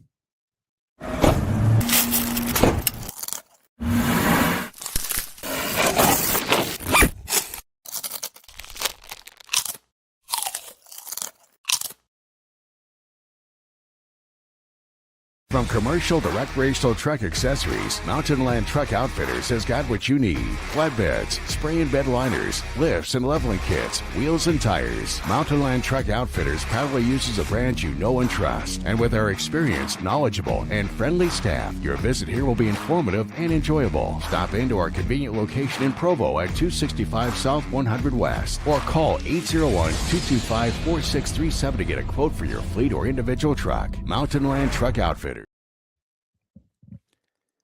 So we're about set for second period action as I show some highlights of the first period, and really all the highlights are saves by goaltenders, both Jacob Musatelli for the Grizzlies and Ryan Ouellette of the Indy Fuel. Grizzlies are looking to salvage the third game of this series as Indy got a 4-1 victory on Friday night and a 4-0 victory last night. In each of the first 2 games of the series, Indy has had a goal waved off due to goaltender interference in very similar plays where in front of the net, the Fuel just pushed a Grizzly player into their own goaltender. In both occasions, it was Hunter Miska getting pushed into, and Indy had scored, and then a very similar place from out in front of the net where a Grizzly would nudge into Miska, and then about a second later, a shot was fired past the goal line. And so 2 very similar plays, and in both occasions, the goal was waved off. So face off at center ice, Luke Manning will take it for the Grizzlies as he's going up against Jesse Tucker. Utah will skate from left to right as we see it from Flow Sports. We do ask for a little bit of patience. We are at the mercy of this one video feed. As Manning's out there with Genev and Reed Lepster in a defensive pairing of Luke Salem and Josh Zinger. Indy wins the draw as they'll skate from right to left. Backhand again as Tyler Weiss, recent addition, but the puck ended up lifting out of play And so that stops play with as we're 7 seconds into the second period. As faceoff's going to come back to neutral ice. Nitro, the Indy Fuel mascot, entertains the crowd. And boy, for a Sunday, looks like an outstanding Sunday crowd at Fisher's Event Center. It's Matt Petgrave. He's being spotlighted at center ice, and he's had a real good season for Indy. He's their leading scorer with 41 points on the year. Fuel win the draw as they'll throw it back up top. Petgrave as he'll throw it in from the left wing, but looked like it tapped off an Indy stick, and it goes back deep in the Fuel zone. As Nick Grima moves it across, now goes towards center ice. As Indy skates in, Tyler Weiss towards the right circle with momentum, tried to curl one out in front. Instead, shot to Musatelli, who had a ricochet off his left arm. Zinger over the offensive line left wing, as he'll slide it past Manning, although everybody stopped skating, so it appears Utah's offside. As we get yet another whistle, 33 seconds into the second period. As the camera shows Chris Cameron sporting a mustache. That's one of those 1980s policeman mustaches. You know, if the year were 1984, you'd fit right in. Of course, this would then be a battle of the Indianapolis Ice and the Salt Lake Golden Eagles. And Cameron, with that mustache, he looks like a mid-1980s Indianapolis Ice defenseman. I was emailing back and forth with Andrew Smith, the Indy broadcaster, and that was one of the first games he went to, was a game about 40 years ago between the Ice and the Golden Eagles. Some of those great memories of the IHL battles, as well as some of the battles that the Utah franchise had over the years, not only with the Fuel, but some other teams from the Indianapolis area. As puck towards the near wing, as John Gillette knifed it away, and it looks like a Grizzly lost his helmet, and Enzo has to skate towards the bench with his helmet laying on the ice. Grizzlies tapping off the glass and goes all the way down for Utah icing as Nicholas Nemo in the area chasing after the puck as there's 18:44 left in the second. Well, it was kind of interesting during the Tulsa series last week. We saw a Tulsa player lose his helmet, play the puck, continue to play the puck for the next couple seconds. I'm guessing maybe one of the loopholes in that rule would have been if he had the puck and then his helmet came off while he had the puck. And then, maybe he has to get rid of it and then, either come off the ice or put his helmet back on, because there was no penalty on the play. And I was really surprised. This is usually if you play hockey without a helmet, you get a minor penalty, but they kept it going that last one of the games last week in the Tulsa series. So there's 18:44 left in the second. We're still looking for some action here. There's still no score. Game dominated by defense and goaltending. Grizzlies have the puck, and they'll slice one angle right. Goes past Nicholas Nemo, and it's going to be another Utah icing with 18:35 left in the second. During the pregame show, I mentioned a couple of those road games during the 2021-22 season that stand out. Really, if you think about this year, and I felt a little bit bad for Grizzlies fans because most of the Grizzlies entertaining games and the games that have had a lot of drama and plot twists have been on the road this year. I think back to the 6 goals the Grizzlies had in the third period on December 21st against Tulsa. It was a Utah 7-4 victory. Remember, Tulsa had a 3-1 lead after 2 periods, and the Grizzlies had a 6-goal onslaught, including 3 goals by Danny Genev. The Grizzlies gets tripped up behind their own net as Indy spins around, as Alex DiPaolo, he's been a star for Indy in the series, lose control of the puck. Grizzlies 2-on-3 cross center ice. Now the puck goes back towards Utah's line. Dylan Gratton will slice it towards his left as it goes past Nicholas Nemo, who comes off the ice for a change. The bench areas are huge. It's a new building in Indianapolis and technically in Fishers, Indiana. As from neutral ice, puck goes on towards Musatelli, who outlets to center ice for Leclerc. Side Leclerc will bounce it into the left corner, and Indy chases after it. And so because the bench areas are a little bit big, they filter into both team zones.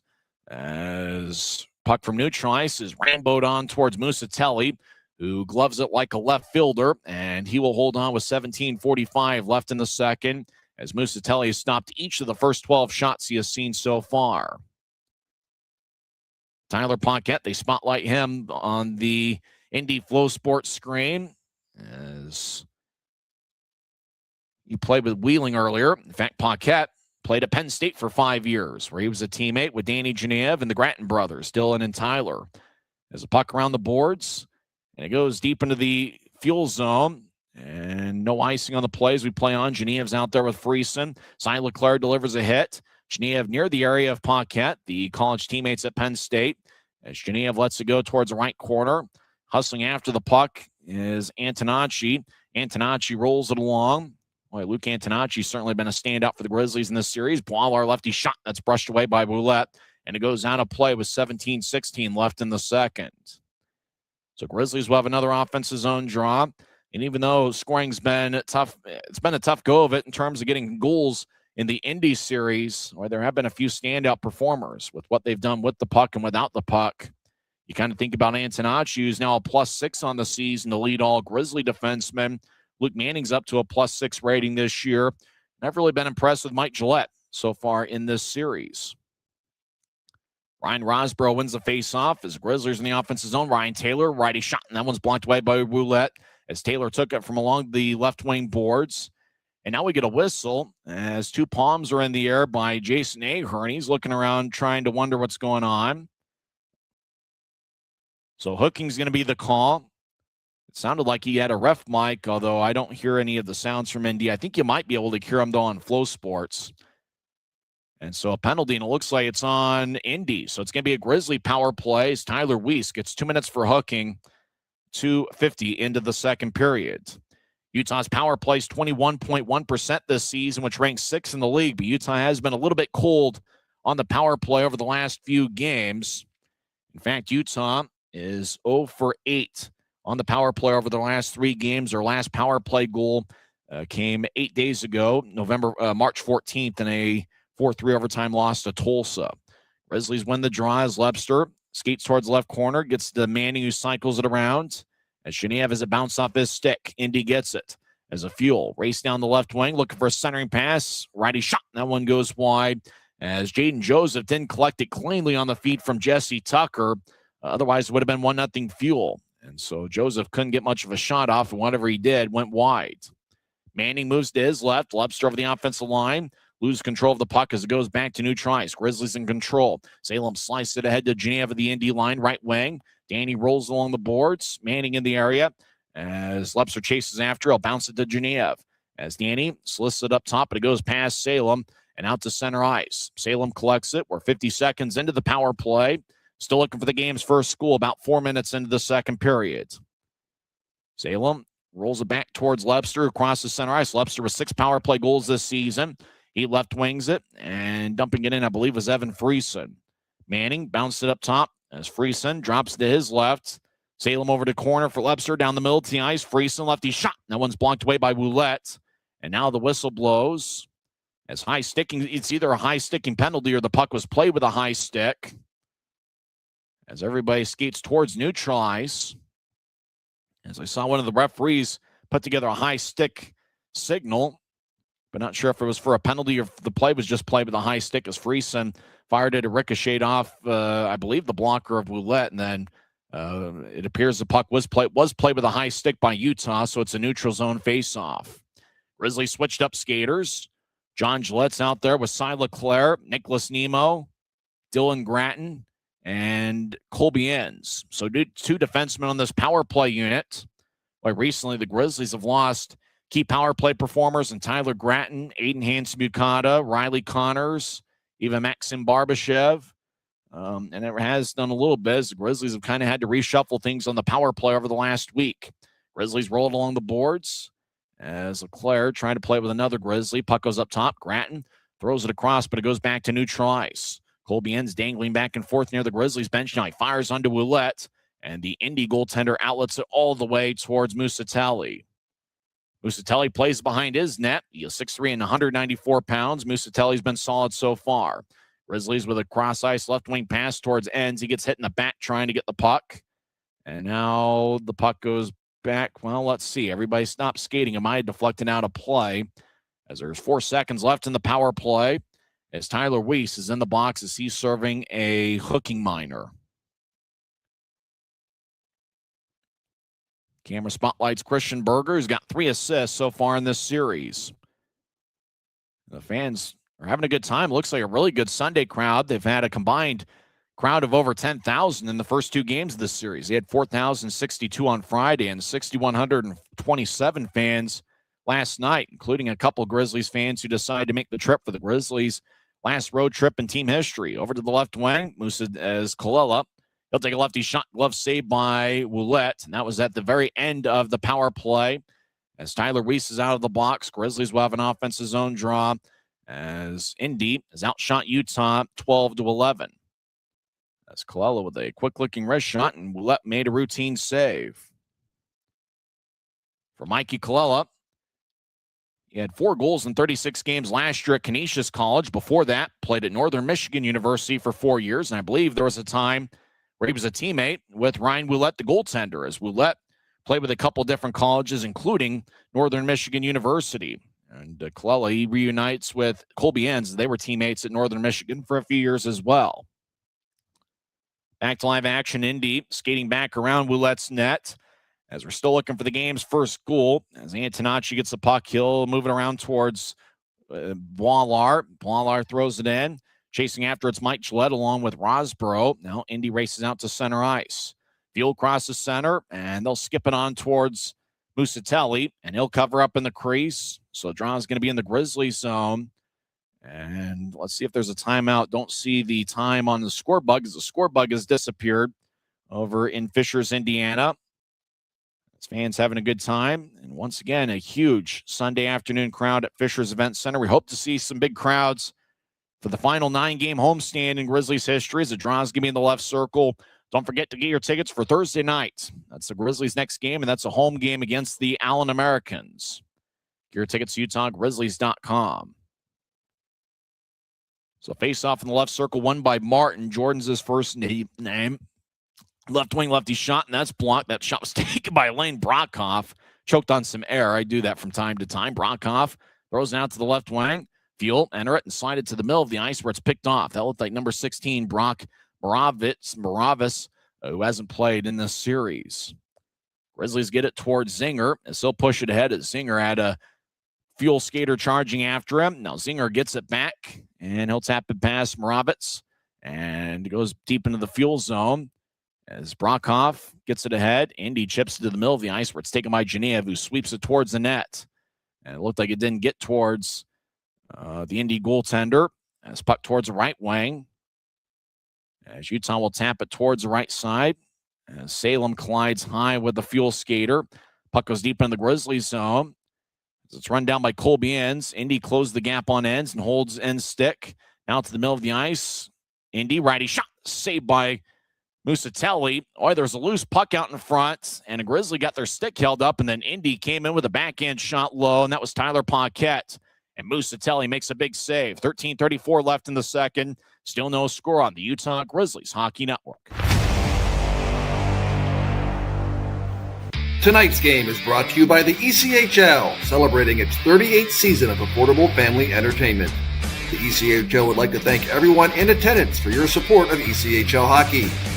The ECHL would also like to recognize the following league sponsors: AMI Graphics, exclusive signage provider; Athletic Knit, official jersey supplier; Baron Rings, official championship ring supplier; BFL Canada Insurance and Sutton Special Risk, sponsors of the 2026 ECHL Hall of Fame induction ceremony; Dash, official mobile auction platform; The Fairley Group, official commercial insurance provider; Flow Sports, exclusive streaming provider; Hotel Planner, official hotel reservations partner; Howie's Hockey Tape, exclusive hockey tape and lace provider; In Glasgow, exclusive puck provider; Prolific One, exclusive secondary ticketing partner; and Warrior, exclusive on-ice equipment provider and title sponsor of the 2026 ECHL All-Star Classic. Catch all of the ECHL action live in high definition by logging on to flowhockey.tv.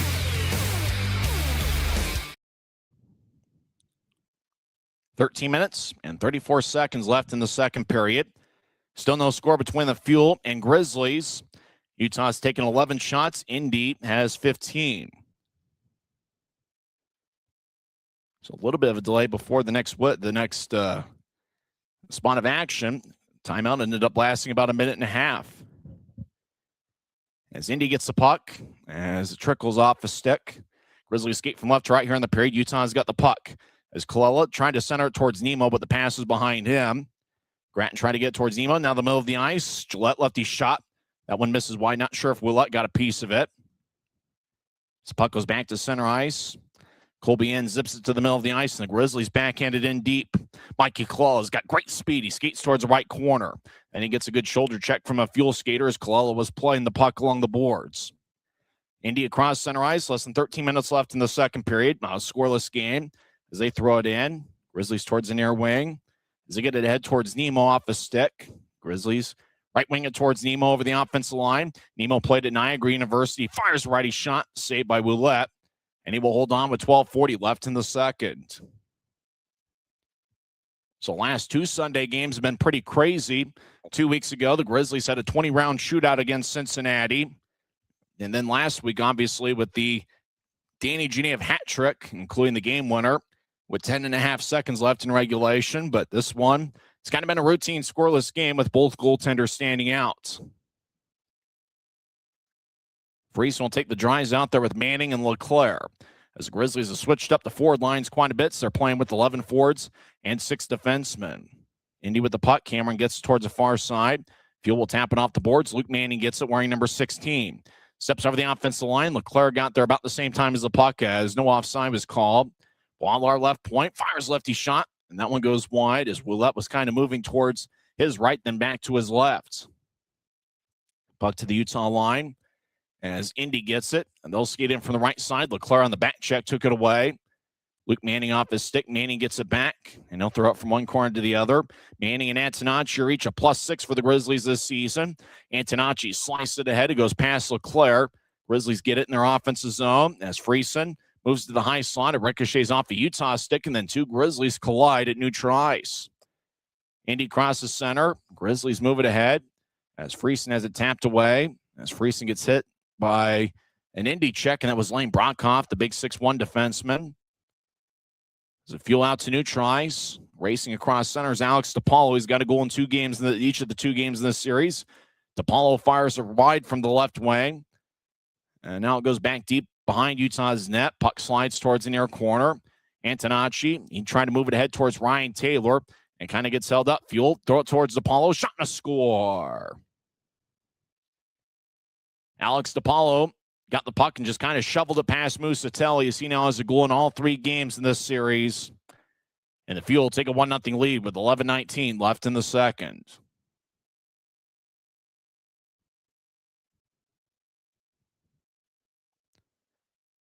So the Fuel dance back and forth, and everybody's doing the same arm motion.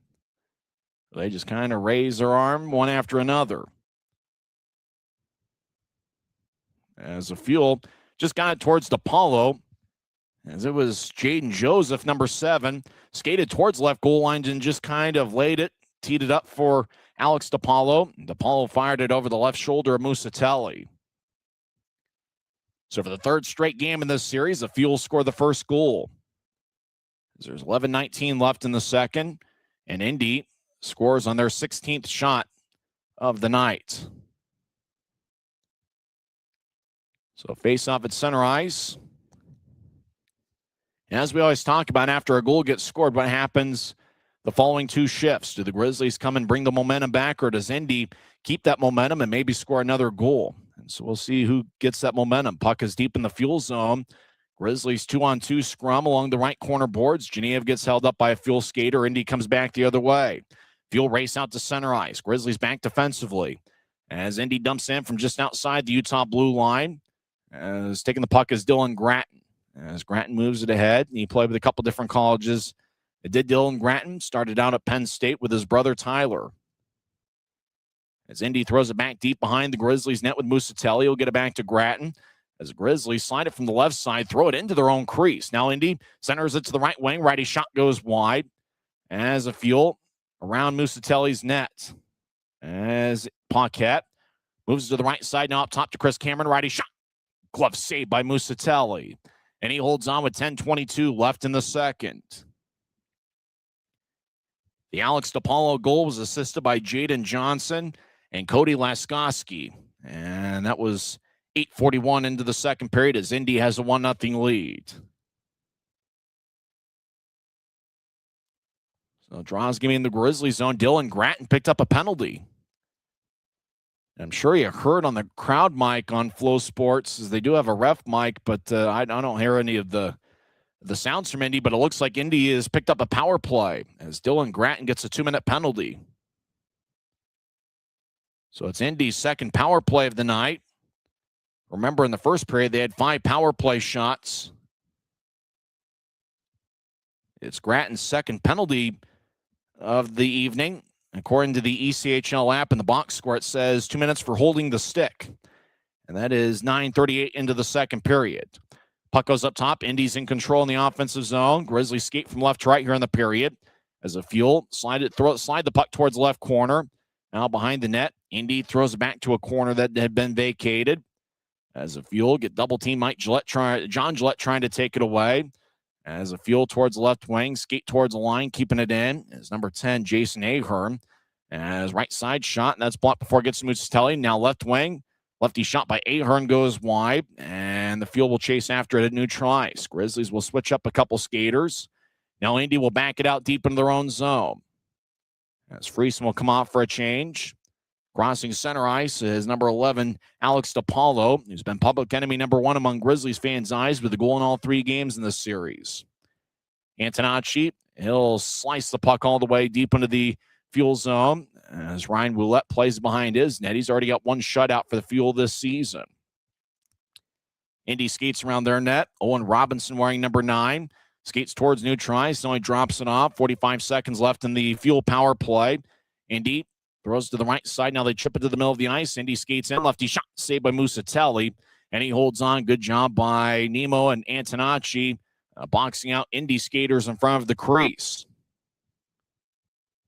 So there's an even 9 minutes left in the second period. Drozgame in the Grizzlies zone. Indy with 11 shots in the first period, 7 in the second. As a kid, I think that's the same kid we saw yesterday, chugging an entire bottle of water. Well, that's awfully impressive. Hey, the birthday boy, according to the T-shirts. I think we saw this same kid yesterday. You know, every game at Maverick Center, they show Scott Hamilton chugging a beer, then slamming the beer on his forehead, the beer can. I think they show that kid every game, chugging a bottle of water, then taking his shirt off. Indy's got the puck, 25 seconds left in the power play. As the Fuel get it just outside the right circle, Utah dives to try to clear it out, but fanned on it. Now the Fuel, throw it to the middle of the ice. Grizzlies pick it off. Utah towards neutral ice. Luke Manning, he'll throw it in and chase after it. As the Fuel will cycle it around. As Reed Lepser gets the puck, he's got 2 short-handed goals this season. Grizzlies have a team at 5. Gratton is out of the box right now. It's a successful penalty kill. Utah's 2 for 2 on the PK so far this afternoon. Fuel lead 1-0 on Alex DePaulo's 6th of the year. That was 8:41 into the second period. He has a goal in all 3 games in this series. Fuel enter from the left wing as they try to fire towards Musatelli, and it bounces wide along the near side. Lane Brockhoff took the shot. Now the puck will slide towards neutral ice and beyond into the Indy zone. As Mike Gillette chasing after it. He's out there with Rosborough. As Indy throws it in from center ice. Musatelli feeds to the corner. Salem holds on to a Fuel skater. So does Mike Gillette. Puck goes up top, right point. Now across. Brockhoff throws it to the middle of the ice and ricochets off 2 or 3 sticks. And the puck goes towards Utah's end wall. Gillette holds up a Fuel skater along the boards, trying to pin the puck. As Indy skates back towards the right point. Action in the Grizzlies zone. Indy feeds to the right corner. Mike Gillette had to bounce off his stick as he battles with Jason Ahern, who's a +2 this weekend. Ahern gets it back up top, right wing. Lefty shot, and that's blocked. Not sure if it got to Musatelli or not. Grizzlies will race out to neutral ice, and Utah will bounce it in. And icing is on the Grizzlies with 7:06 left in the second. As the Grizzlies threw the puck into the Fuel zone from their side of center ice. So Draw's going to come back towards Jacob Musatelli, who has saved 17 of 18. Other action across the league. Tahoe and Toledo are just getting underway, no score. Halfway through the first period, Jacksonville has a 1-0 lead on Greenville. Bloomington leads Iowa 1-0, 6 minutes in. Halfway through the third period, Worcester leads Adirondack 4-2. Allen has a 7-1 lead on South Carolina. Remember, Allen's going to be at Maverick Center later on this week. Americans are 32, 23, and 5 on the year. Puck is at neutral ice, less than 7 minutes left in the second period. As jumping to get out of the way of a trip is Tyler Weiss. Weiss over the offensive line, veers to his left. He fires lefty shot. That ricochets on Musatelli, and it goes out of play. As there's 6:48 left in the second. Faceoff's going to be back in the Grizzlies zone. Utah has worn the black sweaters for each of the 3 games in this series, and Indy has worn a different jersey each of their 3 games.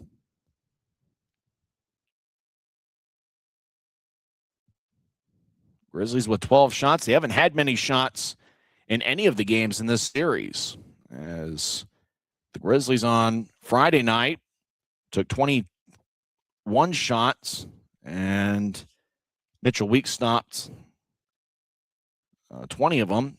And then the Grizzlies had 22 shots last night, and all of them were saved by Weeks. And today, 12 shots with about 6.5 minutes left in the second period. It's a Fuel lead 1-0. Pucks at neutral ice. Genev has it. He'll skate over the offense line. Skates towards left circle. He fires lefty shot. And that one ricochets wide and out of play. Couldn't really tell where the shot ended up. But it looked like the puck ended up out of play, as it must have ricocheted off the protective netting with 6:27 left in the second. So Grizzlies will have an offensive zone draw. We'll see if Utah can find a way to utilize their speed. Obviously, there's a bit of a fatigue factor. Third game in less than 48 hours, but the Grizzlies, especially with some of the signings they've made, Leclerc's a guy that can certainly fly. Utah, he seems like year in and year out has one of the faster teams in the league. Freese will take the draw. He's got Genev behind him. Genev gets off the draw over to Dylan Gratton. He fires lefty shot, and that's blocked as it goes back to Gratton. Gratton slides towards his right, and he fires lefty shot. That gets redirected as well. Now Dylan Gratton skates towards the left point. He fires lefty shot, and that one trickles wide. Now down the middle of the ice, lefty shot. Saved by Ouellette. And where's the puck? Everybody trying to locate it. Ouellette thinks he's got it pinned, and he does as he holds on with 6:08 left in the second as he just took a stick and just kind of laid it over the puck. Boy, the Grizzlies had a good look there down the middle of the ice, and it looked like it was Leclerc. He took the shot, and then Friesen fired away with Joseph nearby, and then Chris Cameron took his skate and just kind of pinned the puck towards the net. It didn't look like it was it was the goaltender with the puck over the stick, but Cameron saw the puck, and he just kind of pinned the puck towards the net, the outside of the cage. So that stop play with 6:08 left in the second. And really, if the Grizzlies want to get on the board, it's a type of play like that where you get a bunch of traffic out in front of the net, see if you can get a redirection of some kind. Left wing shot saved by Ouellette as the Fuel will tap it off the near wing boards. Ends will throw it back in. Nemo chasing after along with John Gillette. Mikey Colella on the ice as well as Colella hangs out of the left point. Scrum along the boards, 3 Fuel and 2 Grizzly skaters. Nemo skating nearby to join the play. Now the puck plops behind Indy's net. As the Fuel spread the ice, as they'll fire it off the glass, and the puck bounced off the Utah stick back to neutral ice. As now it goes towards the Utah blue line, and the Grizzlies come up with a puck. John Gillette will twirl the puck towards neutral ice. Puck ricochets off the stick. Colby Ends plays. He's back in the Grizzlies zone. It's laid offside for Indy. Rink wide feed, angle right, goes past Nemo. Now Indy skates over the offensive line. Tyler Paquette skates towards the right side. Now he fires righty shot in a tough angle, saved by Musatelli.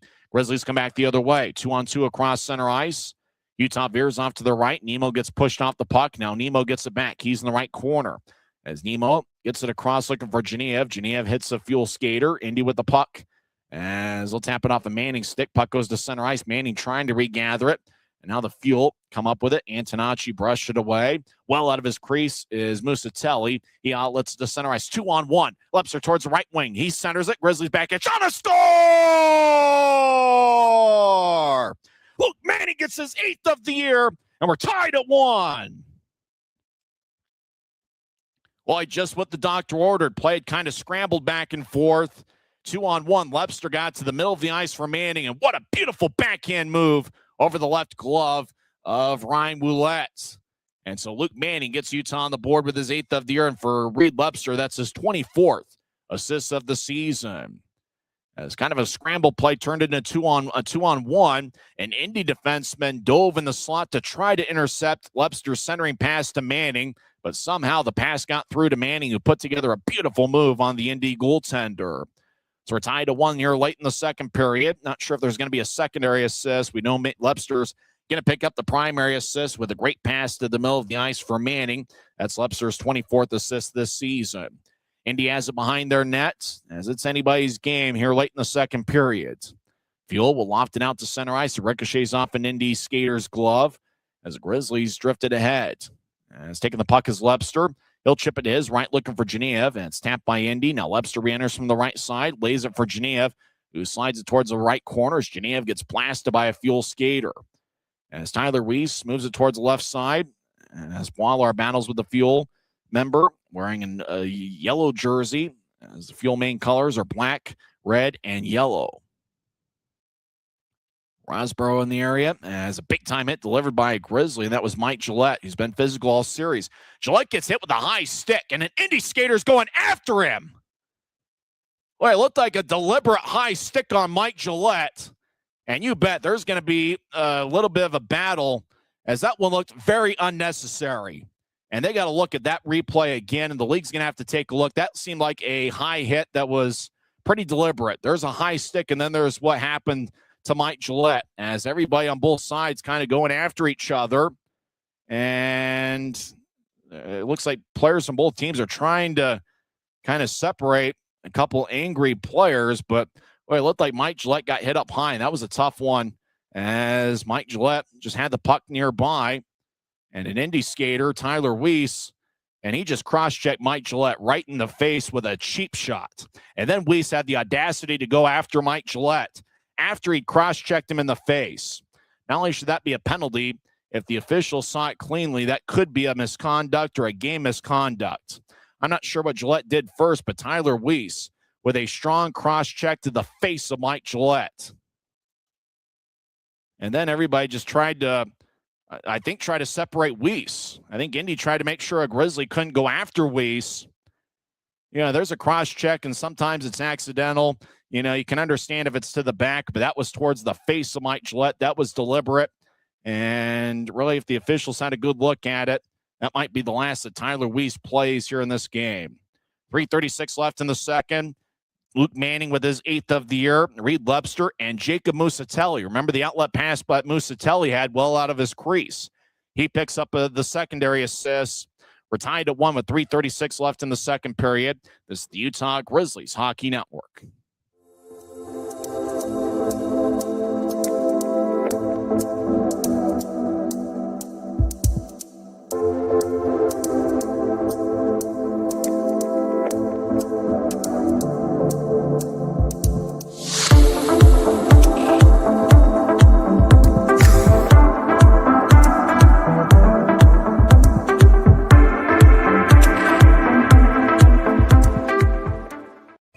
Grisby commutes to work by riding UTA. It gives him time to make friends and relax before arriving to the Maverick Center. But how can Grisby keep enjoying that feeling throughout the entire day? An idea! Utah Transit Authority, proud sponsors of the Utah Grizzlies.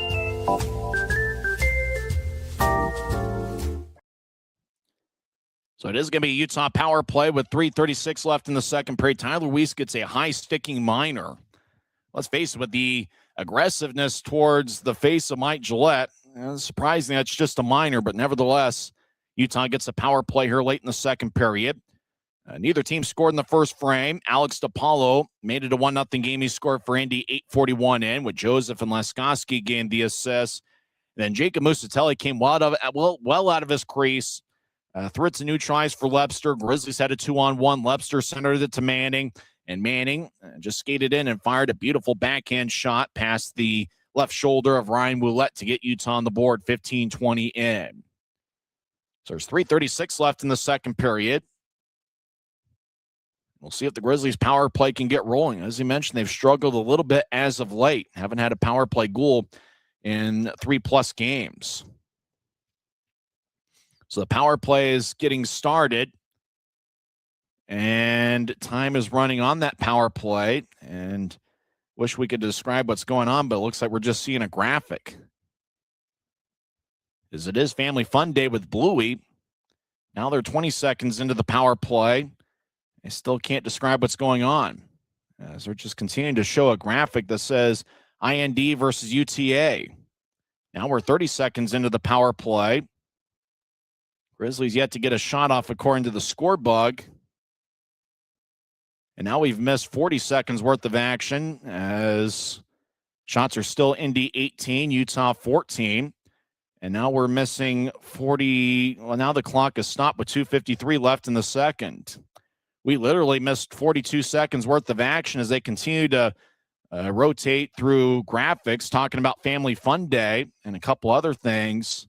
And meanwhile, we missed 42 seconds worth of game action. But it does look like the shot count is still 18-14, so the Grizzlies don't have a shot so far on this power play. And we have no clue as to why the clock had stopped as 42 continual seconds ran. There's now 2:43 left in the second period. Now the clock continues to run. And whoever's running the graphics and running the production has forgotten to reset and show us the game.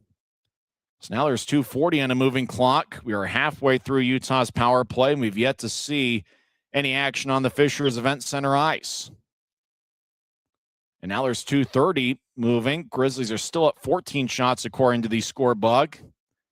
And now we've missed a minute and 15 seconds worth of action. It is Family Fun Day with Bluey. And now we've missed a minute, 20 seconds worth of action. There's 2:15 on the clock. We're still tied at 1. And literally the only thing we can describe is what's going on the score bug in the top left corner of the screen. Now we've missed a minute, 30 seconds worth of action. Grizzlies still don't have a shot. There we are. As now we're back to watching hockey. Reed Lepster's got the puck. There's 20 seconds left in the power play. And he'll roll along the near boards as behind the net play by Ouellette. Now the puck goes towards the left corner. There's 12 seconds left in the power play. Indy, they'll throw up past Geneva, and it goes all the way down towards Musatelli.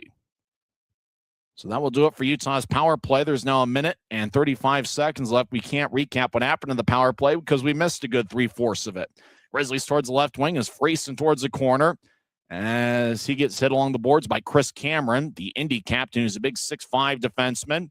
Up top towards the left wing, Salem. He gets a redirected off the stick. Manning has a lot of traffic nearby. Now Lepster righty shot. That one's blocked away. And now Lepster trying to fire on towards Ouellette, who sticks it away. Puck towards the right corner. There's a minute 10 on a moving clock in the second period. We're skating 5-on-5, tied at 1. As Friesen delivers a push on an Indy back. As now the puck goes from one corner to the other. Left side. Laskowski moves it ahead. Grizzlies chase after it. As Josh Singer, he's got outstanding speed. Icing on Indy. As looked like Jaden Joseph was trying to close the gap to cut off the icing from being called. As they show a replay, Lepster with a pretty good shot, and then he looked for a second attempt, and that was blocked away by Ouellette as well. So it looks like the Grizzlies' big guns are starting to pick it up here late in the second period. You know, Reed Lepster with that main goal on the main assist on the Manning goal.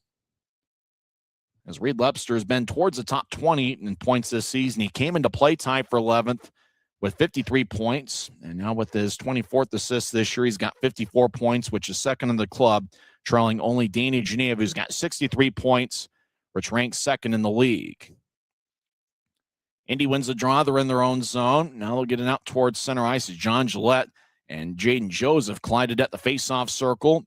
Fuel get it in with 40 seconds left in the period. Boilard chases after. He delivers a good push on Laskowski. Now towards right wing. Indy feeds it out in front. And a great stick check by Antonacci to brush it away.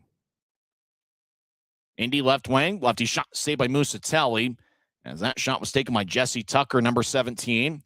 Nemo moves it ahead. He skates with momentum. Now he stops, surrounded by 3 Fuel skaters. Over to the right wing for Antonacci. His righty shot's blocked by an Indy stick. 10 seconds left in the period. As left wing shot, and that's blocked as the puck will trickle back to neutral ice. 4 seconds left. Grizzlies will fire on net, saved by Ouellette. And that will do it for 40 minutes over at Fishers Event Center. As we're scoreless after one period, Alex DePaulo found the back of the net for the Fuel.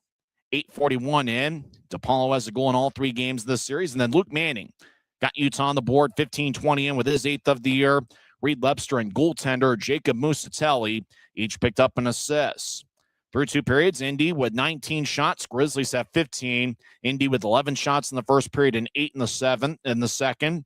Grizzlies 7 shots in the first period, 8 in the second. So both teams had 8 shots in the second period, and both clubs are 0 for 2 on the power play. We'll come back and talk some hockey. We'll recap the first 40 minutes. We'll also go over some scores from around the league as well as some NHL scores on this Sunday afternoon. It's anybody's game after 40 minutes as the Grizzlies and Fuel are tied at 1. This is the Utah Grizzlies Hockey Network. Les Schwab changed the tire game more than 70 years ago. Today, we still believe you should get more from less. Like more hustle, less hassle. More of the best service around, less of the runaround. Because we include America's best tire warranty in every tire we sell. So you get more unbeatable warranty, less charging you extra. It's why we're more than proud to say, you get more from less. Grisby commutes to work by riding UTA.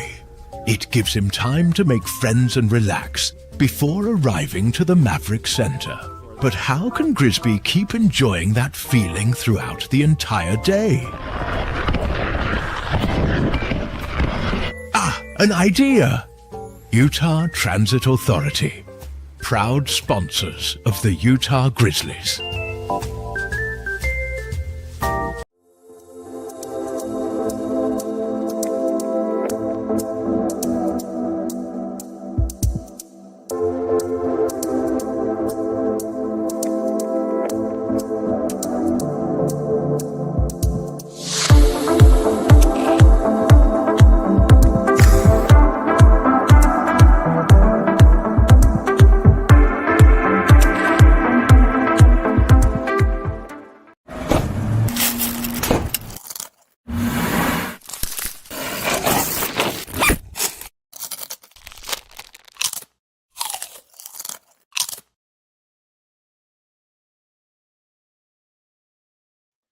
Final road game of the regular season, and we're tied at 1 between the Grizzlies and the Fuel.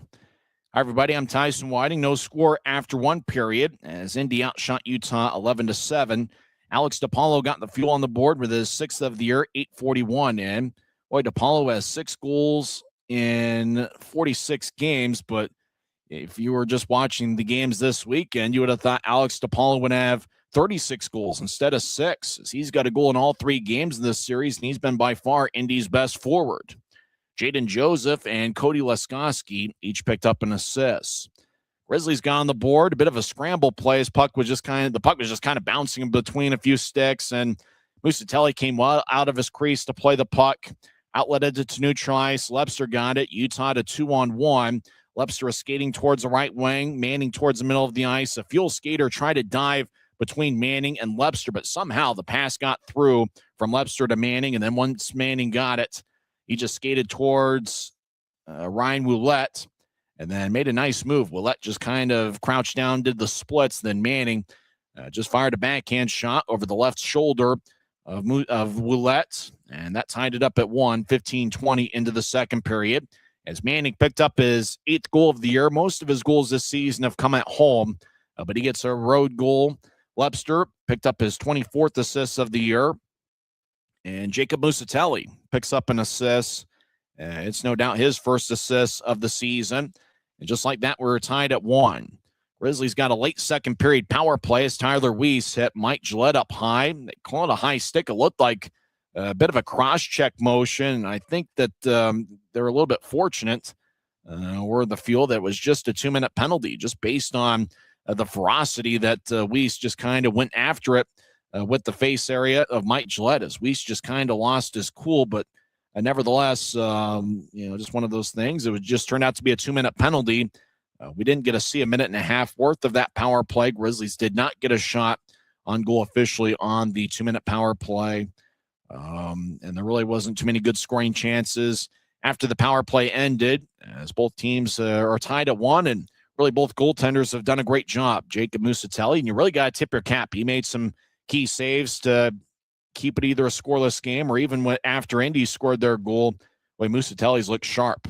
He hasn't played in a game in a while, but he has saved 18 of 19, and he's got 1 assist, which came on that Manning goal, 15-20 into the second. It's actually the third time this season where a Grizzly goaltender has registered an assist. Dominic Bassey had 1 assist in 14 games for Utah, and then Dylan Wells also with 1 assist, which came in 22 games this season. So it's actually the third time this season where a Grizzly goaltender has picked up an assist on a Utah goal. For Musatelli, it's his first pro assist, and it's anybody's game. We're tied at 1. Of the Grizzlies, 15 shots through 2 periods. Nicholas Nemo, Evan Friesen, and Danny Genev each have 2, and then 9 other Grizzlies with 1 shot. And for Indy, Owen Robinson leads the way with 4 shots. Actually, DePaulo also has 4 shots. DePaulo and Robinson with 4 shots each. Tyler Weiss with 3 shots, and then 2 shots for Petgrave, Laskowski, and Chris Cameron. So it'll be interesting to see if the Grizzlies can find a way to salvage the third game of the series, as Utah is playing their 1,159th and final regular season road game in team history. And the Grizzlies are looking for their 478th road win, as their record overall in road games, at least according to my Kearns High math, which could be wrong, no question about it, could be inaccurate, but right now I've got it listed as the Grizzlies' road record all time. That dates back to the first season that the Grizzlies were in the Salt Lake Valley, which was the 95-96 season. Grizzlies' road record is 477, 559, and 122. So Utah's looking for their 478th road victory all time. For the Grizzlies, it's actually one of their better road seasons. Utah's got 16 road wins. You would think back to the previous 2 years.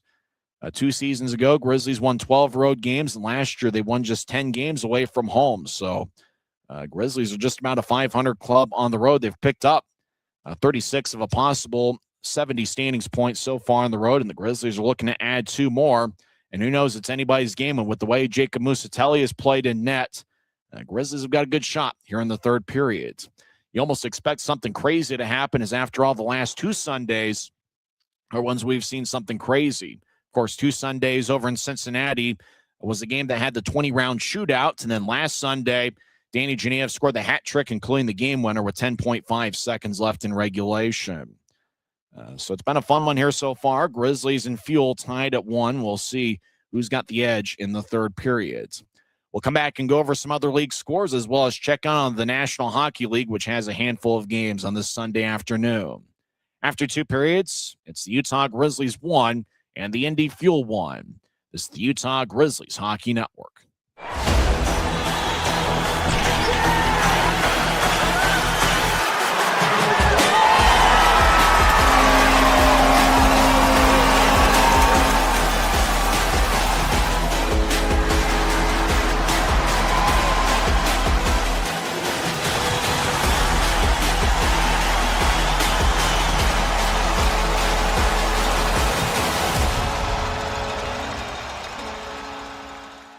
We're 20, and yeah, we're celebrating big. Because in 20 years, we didn't just make the gear. We made hockey cooler. They said we were too loud, too flashy, too different. They told us to tone it down. The Warriors don't tone it down. We go full throttle. And this is just the start. 20 years in and we're just getting warmed up. We're still the brand that makes the gear you can win in, chirping, and partying. And if you thought we were bold before, just wait. The next 20 years start now. After 2 periods, Utah and Indy are tied at 1. Other action across the league, a game that just went final. Kalamazoo defeats Rapid City 6-1. So Kalamazoo, they outshot Rapid City 44-26, and the K-Wings get a 6-1 victory over the Rapid City Rush. Maine gets a 4-0 victory over Reading, as that game had gone final. Maine picks up their 35th win this season. Goaltender Luke Kavlin picked up a 31-save shutout. Guy Krenz and Jared Youngman's Atlanta Gladiators get a 4-3 victory over Savannah. Joey Cipollone scored the game winner 7-16 into the third period. As Atlanta, their record this season will go to 39, 19-2-1. Wheeling defeats Trois Rivières 3-1, as Wheeling stays in first place in the North Division. In fact, they've got a 4-point lead in the North Division as they have 84 points in Maine, who got the 4-0 victory, has 80 points and is in second place in the North Division. Norfolk defeats Greensboro 3-2 in overtime. McDougal scored the OT game winner for Norfolk, 2:07 in. The Allen Americans are going to come to Maverick Center, a hot club, later this week. Allen gets a 7-1 victory over South Carolina as they got 2 goals from Harrison Blaisdell and another 2 goals from Michael Gildon. Danny Caddick, Colton Hargrove, and Colby McCauley also found the back of the net for the Americans. Their record goes to 33-23-5 on the season. Worcester holds on for a 4-3 win over Adirondack. A late first period, Bloomington leads Iowa 2-1. Just getting underway, Jacksonville's got a 1-0 lead early on Greenville, and Tahoe has a 2-0 lead over Toledo as Tahoe leads Toledo 2-0. Lyndon Algier and Kevin Wall have each found the back of the net for the Night Monsters.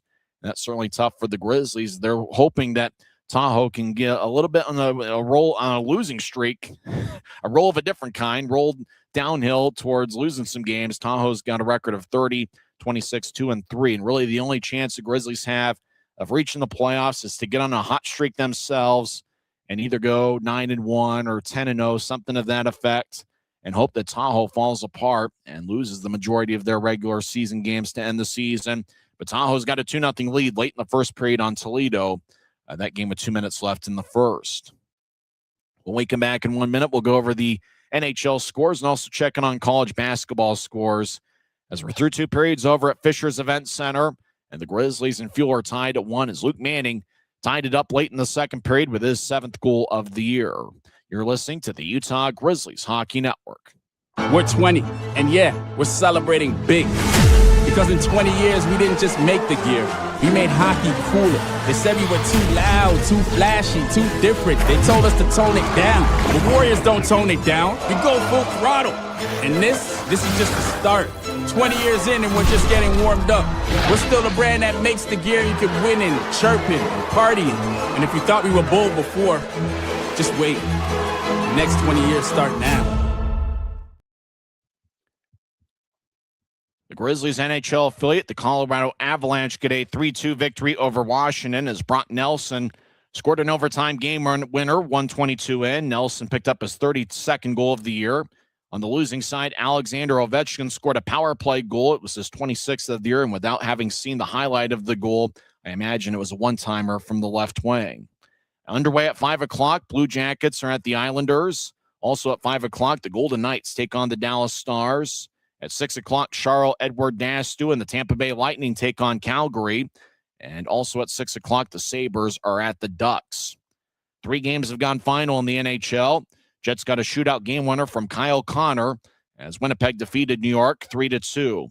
Hurricanes get a 5-1 victory over Pittsburgh as Carolina, seems like year in and year out, they just stay consistent. As looked like a pretty balanced attack as the Hurricanes got goals from 5 different players. And in overtime, the Nashville Predators get a game winner from Philip Forsberg, 105 in unassisted. As Steven Stamkos also found the back of the net. That overtime game winner by Forsberg was the second goal of the night. Nick Lardis and Connor Bedard each scored for Chicago. And in OT, Nashville defeats Chicago 3-2. The Grizzlies NHL affiliate, the Colorado Avalanche, you mentioned before, 3-2 overtime victory. Over at Delta Center, about 8 miles from where I'm sitting, the Utah Mammoth will take on the LA Kings at 7 o'clock. Mammoth are 36-28-6 on the year. Kings are 28-25-16. Right now, Utah occupies the first wild card spot in the Western Conference. Top 2 wild card teams will each make the playoffs.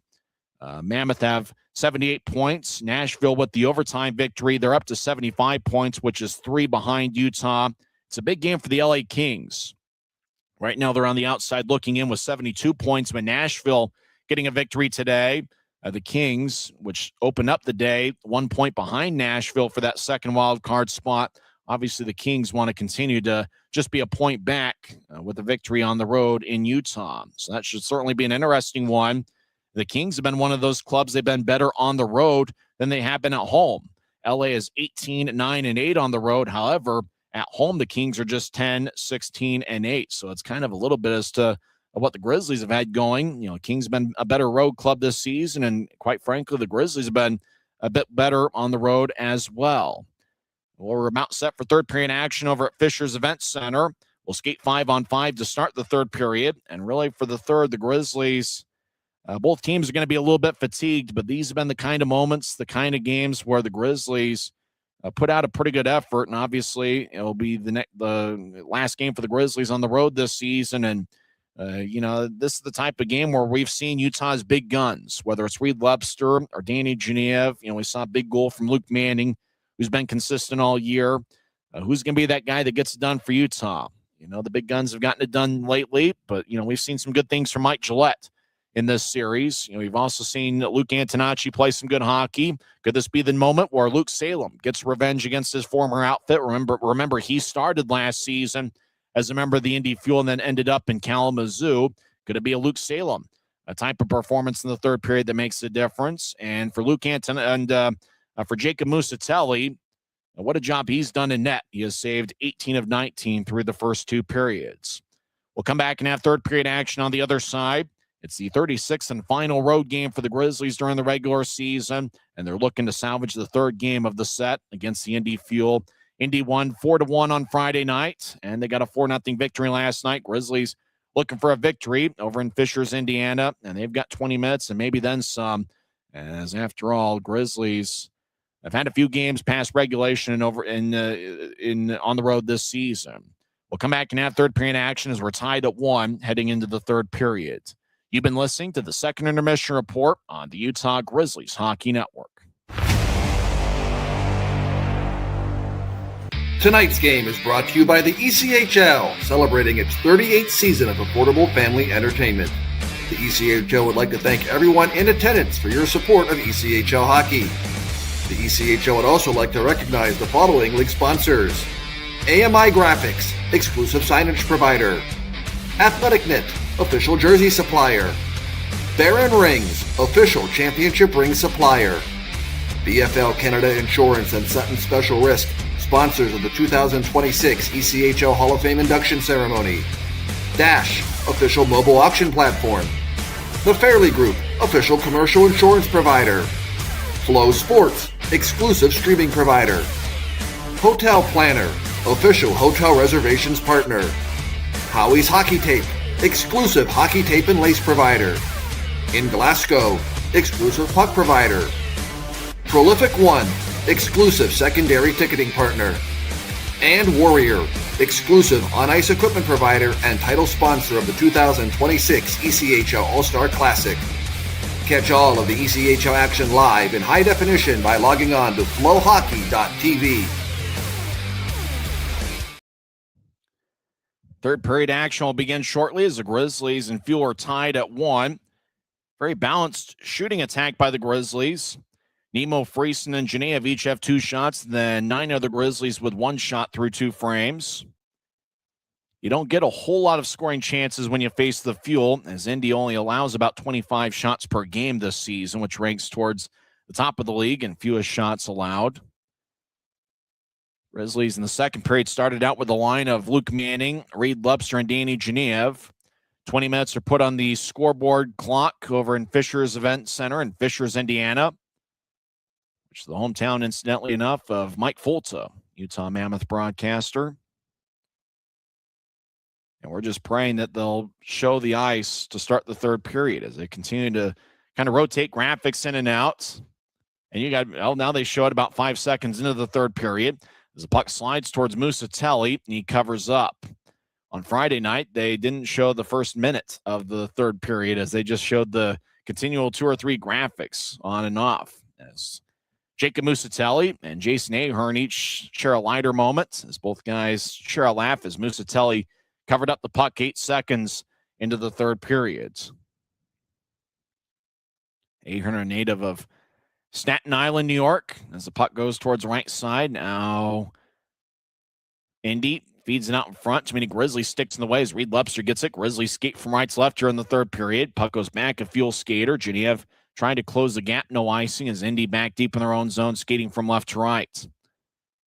As the field back deep in their own zone as they get it towards Matt Petgrave, number 22. It bounced off his stick. Grizzlies' Reed Lebster tried to brush it towards his right. It didn't go very far, and the field ice it. As Salem strides after it, the linesman raises his right arm enthusiastically, and that stops play 43 seconds into the third period. You had mentioned that Luke Salem played with Indy last season. He appeared in 16 games with the Fuel last year and had 3 assists, and then ended up in Kalamazoo later on in the year and had 6 goals and 14 assists in 50 games. The Grizzlies captain Tyler Gratton is out during the next whistle. We'll go over the scratches. It's pretty much the same ones that we've had over the rest of this week. Rylan Kovacevic played on Friday, but has missed the last 2 games. Grizzlies get it towards the right side. Now back to Genev, right wing. His shot, and it's blocked as a Fuel skater goes sprawling towards the right circle. That blocked shot got him pretty good. I think that was Petgrave. As looks like he has to be helped. Play continues. Colby Enns gets the puck as Genev knocks down a Fuel skater, and that was Tyler Weiss. As Grizzlies might want to go after Weiss a little bit, considering he cross-checked Mike Gillette. They did call it a high sticking minor, but it looked like it had a little bit of intent late in the second period. Indy over the offensive line as Martin skates towards the corner. Genev delivers a push. Genev, the first-year pro out of Penn State. He was a college teammate with the Gratton brothers, Tyler and Dylan Gratton, as puck continues to be worked for over in the right corner. Now the Fuel get it up top. Now they get it to the middle of the ice. Antonacci bothers a Fuel skater. I think that's Brett Moravitz. We didn't get the lineup for Indy before the game, but Moravitz, who missed the first 2 games of this series, appears to be in there for Indy this afternoon. John Gillette rolls along the boards. Fuel come back up with it. As we played about 2 minutes in the third period, as John Gillette knifes it away from Dustin Mans. Mans throws it back in. Musatelli plays behind his net, and he'll drop it for Boilar, sporting a beard. As a Fuel skater, Jaden Joseph skates after Boilar. Now he stops. Now Boilar tries to muscle his way around Joseph, who throws Boilar towards the boards. Indy towards the left circle. Lefty shot, rebound shot, and goes by Utah. As Grizzlies come up with his Friesen towards center ice, so bouncing off a Fuel skater, and that was Will Ennis. As towards the Fuel bench, Fuel cross center ice, they get a basketball screen to interfere with Zinger. Now the Fuel fire away, and that one sticked by Utah. As Grizzlies back at center ice, Friesen, he'll float it forward to the right corner and chase after it. Indy's Trevor Zins gets it. He'll slide it towards the left corner. Another Fuel skater comes up with it as they'll race across center ice. As throwing it in is Matt Petgrave, who we believe blocked that shot about a minute ago that was taken from Genev. As the Fuel in the offensive zone up top to Zins. He fires a righty shot, and it's blocked by Rosborough, number 22, the big 6'3" forward. As Tyler Paquette gets a good shoulder check from Ryan Taylor. Puck to the left wing. Indy gets it across towards Zins in the right point. He'll drop it off. Righty shot. That one misses wide. That shot, we believe, was taken by Dustin Mans, number 8. As Fuel over in the left corner, they get it up top. Grizzlies take it away. Mike Gillette's got the puck 2-on-1. Gillette will throw it to the middle of the ice for Taylor. He'll take a righty shot, save. Rebound shot, and a score! Taylor took the initial shot. Mike Gillette collects the rebound, and he gets his second of the year as Utah takes a 2-1 lead. We've been talking about Mike Gillette all series. Taylor took the shot, a ricochet off the left shoulder, and then Mike Gillette with a backhand shot. Kind of a changeup over the left shoulder of Ouellette. And we've been talking about Mike Gillette all series because he's been a standout. He had an assist in Utah's lone goal on Friday, and Mike Gillette picks up a big goal to give Utah a 2-1 lead as he gets his second of the year. That's the first pro point for Ryan Taylor, who's going to get the main assist as Taylor fired off of Ouellette's left shoulder. So 2 unanswered for the Grizzlies. Luke Manning late in the second period, and Mike Gillette getting the rebound off the Ryan Taylor shot about 3.5 minutes into the third period, gives Utah a 2-1 lead.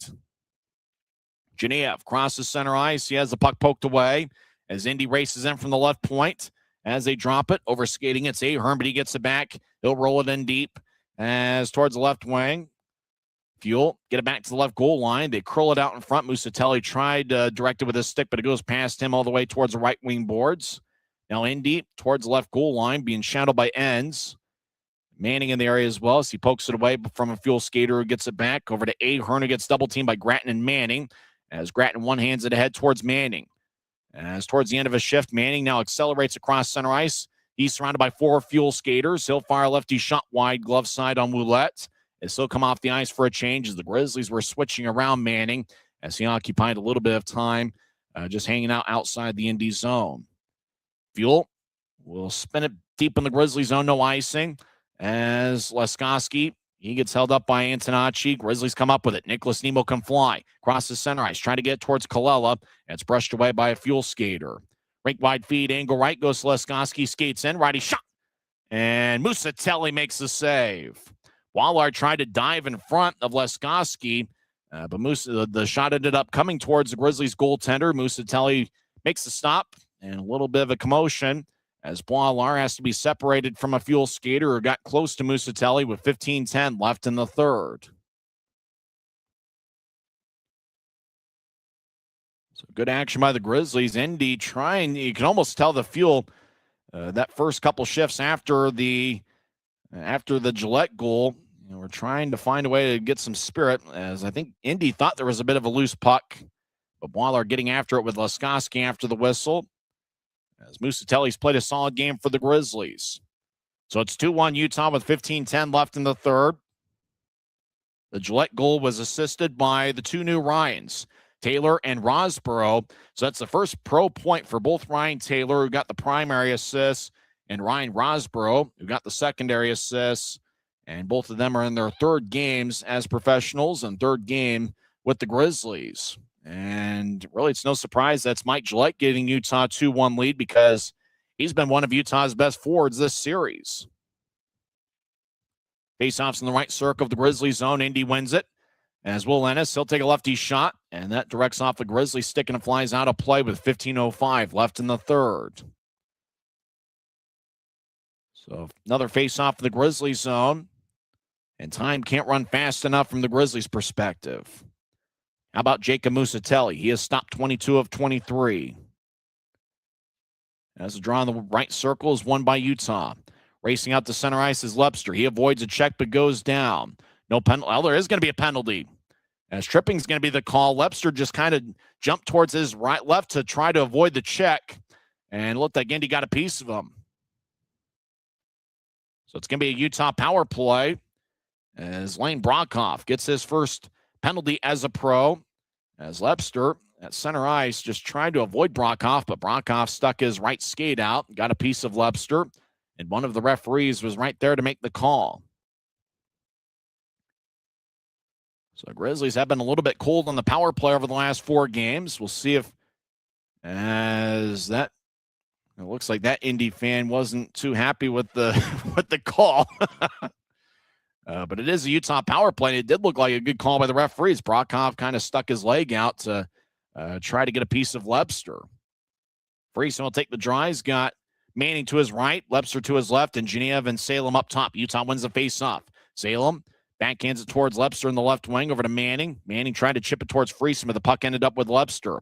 Now to Manning behind the net. He skates around Indy's net towards the far side, over to Genev, who brushed it over to Salem. Salem fakes to Lepster, slides to Genev just outside the right circle. Genev lefty shot. And that's blocked as Lepster gets a loose puck, but Buddy got it knifed away by Christian Berger. Puck goes to Genev in the right wing as Danny gets it towards Manning, who curls it across towards Lepster. Lepster left wing, his righty shot's blocked. Lepster over to Genev, right side, like a lefty shot.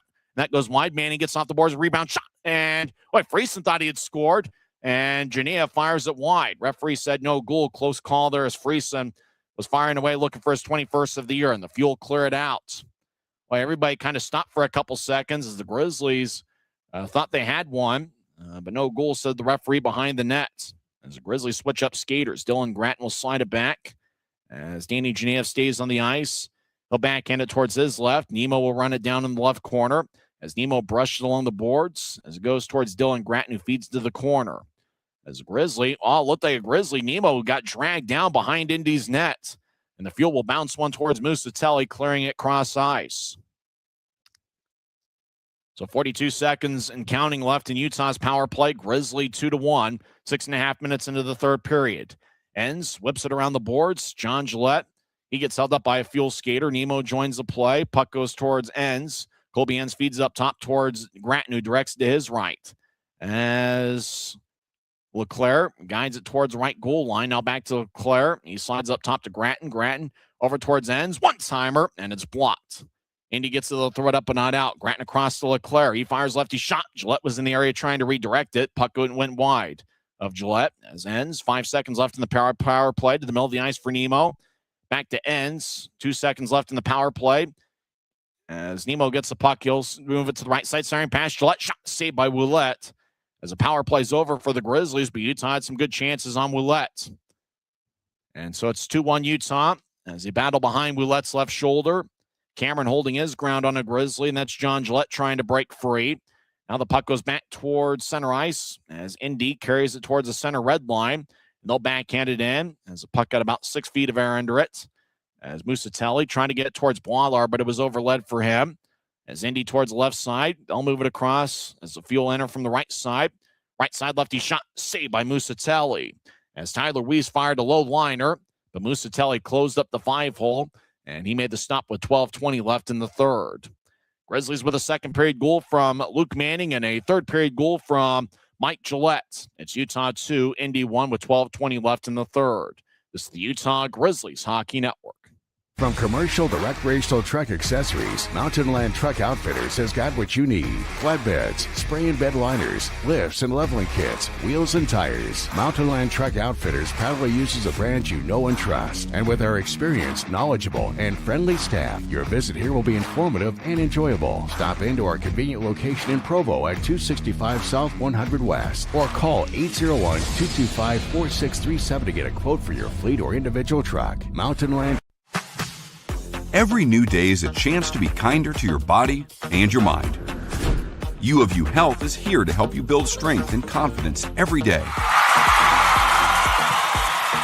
Let us help you be a better you. U of U Health, official health partner for the Utah Jazz, Utah Hockey Club, Utes Athletics, and the Utah Grizzlies. Take the first step today at uofuhealth.org. 12 minutes and 20 seconds left in the third period. It's the Grizzlies 2 and the Fuel 1. As Utah scored 2 unanswered. And I got to say, concerns the third game in less than 48 hours, but both teams have put together a grade A effort. They still haven't listed the attendance over in the Indianapolis area, over in Fishers, but it looks like another pretty good crowd. So 12:20 left in the third. Nobody scored in the first period. Alex DePaulo gave Indy a 1-0 lead. He scored from the left wing, 8:41 in, with Joseph and Leskoski getting the assist. And then Luke Manning tied it up 15:20 into the second with Lebster and the goaltender Musatelli picking up the assist. And then Mike Gillette gave Utah a 2-1 lead as he scored on a rebound from a Ryan Taylor shot. Taylor and Rosbro each picked up the assists as Mike Gillette scored 3:23 into the third. And once again, whoever is running the graphics and production have forgotten to show us the ice. We've now missed about 30 seconds worth of game action. Indy's outshot Utah 24-19. There's now 11:41 on the moving clock. We're seeing a graphic and not the fun action that's being taken place over in the Indianapolis area. So now there's 11:29 on a moving clock in the third period. It is Family Fun Day with Bluey. I've always wanted to hang out with Bluey. We've now missed about 50 seconds worth of action. So now the Grizzlies are up to 20 shots, and I'm pretty sure it was a heck of a save being made by Ouellette. Now we're back to live action as it's in the Indy zone as a Fuel throw it up. Now it ricochets off a Grizzly stick back towards Indy. And it goes all the way down. No icing as Josh Zinger plays it behind Musatelli's net. Over towards Mikey Colella, who races towards center ice before he gets cut off. Colella loses his balance. Now Colella back to his feet. He continues his battle with Indy. As the Fuel throw it in, Musatelli plays at the far goal line. He'll tap it off the boards. Musatelli looking for his first professional win. As Indy snaps over in the right wing as they dance around Josh Zinger. As Indy skates towards the right side, backhand shot. That one misses the net glove side as Musatelli did a good job holding on to the near post, not giving much of a shooting angle for the Fuel. As Indy throws it in, as Luke Salem pins a Fuel skater towards the boards. As Indy 10-13 on a moving clock in the third period. Puck is knifed towards the left corner in the Grizzlies zone. As the Fuel, Tyler Paquette gets it up top. Chris Cameron gets it back around the boards as Laskowski couldn't reach it. As Tyler Paquette dancing around with Evan Friesen looking nearby. As Reed Lebster along the boards. Now Lebster comes out of the puck as Friesen was battling with Paquette. And Lebster fires it in. Is it going to be icing on Utah? You bet, says the linesman. 9:49 left in the third, and the draw is going to come back towards Jacob Musatelli. Earlier this season, Musatelli with the SPHL's Birmingham Bulls had a record of 7-5-2 with a .918 save percentage. He appeared in 2 games earlier this season at Musatelli with the Tahoe Night Monsters. Incidentally enough, both of those games were against the Grizzlies. And now Musatelli in his second game in a Utah uniform. He made his Grizzlies debut on February 16th in a 4-3 overtime loss on President's Day against the Bloomington Bison. Draw one by Indy, high slot, lefty shot. And not sure if Musatelli got a piece of it or if it just ended up wide. Grizzlies 2-on-2 cross center ice. And throwing it in is Reed Lebster at the end of his shift. As Indy back in their own zone. Number 21, Tyler Weiss, who's been a strong addition, a recent addition to Indy. He played with Greensboro earlier this season. As Utah tried to get towards Nemo, but the puck behind the boards went past him. Now Cy Leclerc skates in, backhand shot. And that one saved by Ouellette as Leclerc had a Fuel player hanging all along his back, and so Leclerc didn't have much time to put a move on. Nemo gets the stick held up, no call. As Nemo continues his battle, puck goes deeper into the Fuel zone. Indy runs it down in the left corner as they'll throw it ahead. Matt Petgrave moves to center ice, and Colby Enns fires it back in as both teams will hit the reset button and get a fresh set of skaters. Although at this point in the series, very few players are actually fresh. It's really impressive to see the stamina here late in the regular season with both clubs putting together a really good effort. Third game in less than 48 hours. Fuel kind of had to get around a Grizzlies skater at the blue line, so they're offside with 8:47 left in the third. And so we believe it's going to be a neutral zone draw as Danny Genev talking things over with Mathieu Boilard. If you're talking about guys that have scored big goals this year, Danny Genev, what can you say? 3 hat tricks. He had the game winner with 10 seconds left in the third period. And we'll see if Genev puts together something magical here in the final 8 minutes and 46 seconds of regulation. As the Fuel throw it in from center ice. As now Evan Friesen gets it, he'll stride out to center ice. As Friesen, he'll tap it in and chase after it. He gets around one Fuel skater. Now the puck towards Christian Berger. He spins around. Now the Fuel come back the other way. Indy cross center ice. Good poke check by Friesen. As Utah back up with it. Antonacci throws it in. Genev gets hit right in the back by a big Indy forward. As the Fuel will come off the ice. Actually, looked like it was a defenseman that hit Genev in the back as he wasn't expecting it. Indy towards the right side. Martin fires righty shot. Rebound shot saved by Musatelli. As Martin took the first shot, then the puck ended up trickling in front of the crease. Fuel took a second shot, and Musatelli stopped that one as well. As there's now 8:05 left in the third. As Martin took the first shot, Musatelli kicked it with his right pad. Then the Fuel with the second shot. Musatelli made that save as well. That second shot, we believe, was taken by Owen Robinson, who's had quite a few good looks on Musatelli today. So faceoffs can be in the Grizzlies zone as Jordan Martin sporting a beard. As he talks with a couple members of the Fuel. Looks like Indy's taking their time with this line change. Moravis is on the ice. Brett Moravis playing for the first time this series. He's got 10 goals and 9 assists this year. As taking the draws, Rosbro against Martin. Rosbro wins the faceoff. Boy, that was a crafty faceoff win, and Rosbro had to work for it. As Cameron kept it in. As the puck goes behind Utah's net, Zinger spins it along the boards. Ryan Taylor trying to get it. Indy throws it back around the wall. As over in the near corner, Grizzlies skate from right to left during the third period as we see it. 2-on-2 scramble over in the corner. And now it looks like Mike Gillette trying to join the play. The puck goes up top. Chris Cameron fakes a shot. Gets it towards the right circle. As the Fuel looked to center it to Martin, he wasn't expecting it as he had Salem hanging along his side. And the Grizzlies will fire it towards Ouellette. And since it went towards the crease, Ouellette had to play it to make sure the icing, so the icing wasn't called. I'm sure Indy would have wanted icing, but it ended up towards Ouellette, and he had to play it. Puck towards the right wing as Indy's in the offensive zone. As Grizzlies hold their ground along the boards. Grizzlies really done a good job winning those 50-50 pucks here today. That was something that Indy had the advantage of in the first two games of this series. Grattan in the area along with Friesen hanging out in the slot as another scrum ensues as Enns holds up a Indy skater as Paquette and Webster battle. Paquette feeds it across. Puck ricochets off the boards. Trevor Zenz gets on the right point. Throws it to the high slot. Righty shot. Saved by Musatelli. And he will hold on with 6:47 left in the third.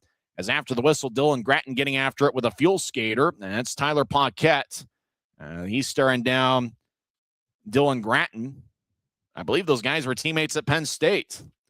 As Paquette, I think Paquette's the guy that had a career at Penn State. As we're looking him up earlier in this game. Paquette played at Penn State from 2020 through 2025. So there's two college teammates for a year.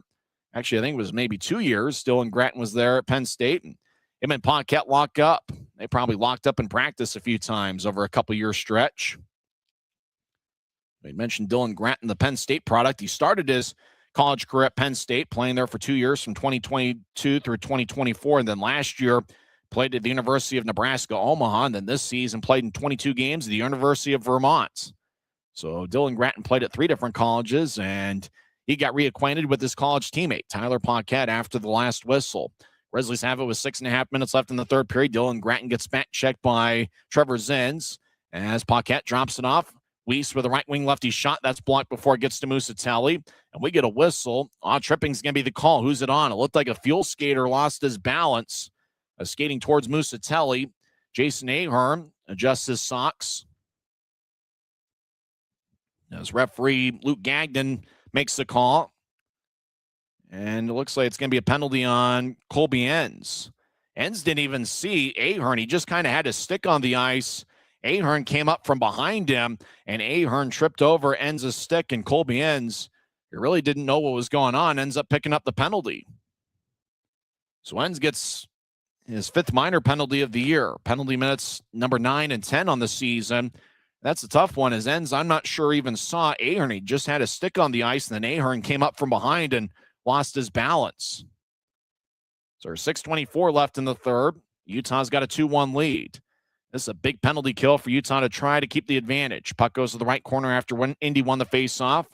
As a fuel towards the left wing, they get it up top. As Petgrave will throw it to the corner. Now back to Petgrave. Across to DePaulo, who's got a goal in all 3 games this series. Petgrave backhands it towards the left point. Now back to Petgrave, who has 10 goals this season. Fakes a shot, throws it towards the left side. Weiss, one-timer, and it's blocked. It was blocked by Luke Manning. Manning feeds to the left side as Zinger slides it in as Indy got back defensively as the Grizzlies carried the puck towards the Indy line, and they forced the field to get back defensively. If Utah kept on with the odd man break, then they would have taken it. But Indy got back defensively as Weiss got hit trying to buy a call from Friesen, and Grizzlies, they'll slide it all the way towards Ouellette, and they'll switch up skaters. Indy was in the middle of a line change as well. So 5.5 minutes left in the third period. Halfway through, Colby Enns' tripping penalty. Indy skates in, backhand shot, saved by Musatelli, and the puck is cleared out. Boy, Jacob Musatelli, it's his finest hour as a pro. He's been a brick wall so far, as he has stopped 26 of 27. Puck goes back deep in the fuel zone, as both teams will switch up skaters. Reed Lepster's on the ice. He's got 2 shorthanded goals this season. Enns right wings it towards Leskoski, who dumps it in and chases after it. He's got good speed. Leskoski collides with Antonacci behind Utah's net. Puck towards the right side. Lepster will brush it off an Indy skate. Now Boilar, he'll twirl it all the way deep towards Ouellette, who ricochets as Ouellette gets the puck off the boards. Thought about an outlet pass, but he just drops it behind his net. 15 seconds left in the power play for Indy, as the Grizzlies build a full 4-man wall at their blue line. Tyler Paquette throws to the right corner and chases after it, as Paquette and Lepster spin each other around. Cameron bouncing off of Mikey Colella. The puck goes out to center ice and Enns out of the penalty box. Successful penalty kill by the Grizzlies. Utah still leads 2-1. Antonacci whips it along the boards. Colella in the area as well as Boilar, as Antonacci plays it behind Musatelli's net. He's had an outstanding series. Indy throws it towards the right side. Antonacci loses his balance as he continues to battle. 2-on-2 over in the corner. Now the fuel get up top, but it goes past Chris Cameron. Is it going to be icing? No, it isn't. As it went back into the fuel zone on an Indy pass. As Nemo gets held up by Cameron. Indy will skate around Ouellette's net, Fuel in a mostly yellow jersey with a little bit of black and red mixed in. As Laskowski will saucer it in. Zinger gets there about the same time as a Fuel skater behind Musatelli's left shoulder. As Indy throws it up top. Now to the right wing. One-timer. Ennis, his shot goes wide. Indy tried to fire towards the net, and I think it bounced off of Salem. Ennis will kick the puck towards the left corner. Indy hustles after it. They get it up top, but it's fumbled out at the point, and it goes out to center ice. So Grizzlies will switch up forwards if they can. 3:15 on a moving clock here in the third period. Utah still leads 2-1 on a second period goal from Luke Manning and an early third period goal from Mike Gillette on a rebound from a Ryan Taylor shot. Ryan Rosborough also picked up his first pro point as Rosborough and Taylor each got their first pro points with assists on the Gillette goal. Indy taps it ahead to center ice. Grizzlies skate from right to left during the period. Less than 3 minutes left. Indy gets around Genev. Lefty shot, and that one goes wide as they try to go glove side on Musatelli. Puck trickled off the glass, and it ricochets out of play. 2:48 left in the third period. Utah leads 2-1 in their final road game of the regular season. We'll see how this ends on the other side. You're listening to the Utah Grizzlies Hockey Network. We're 20, and yeah, we're celebrating big. Because in 20 years, we didn't just make the gear.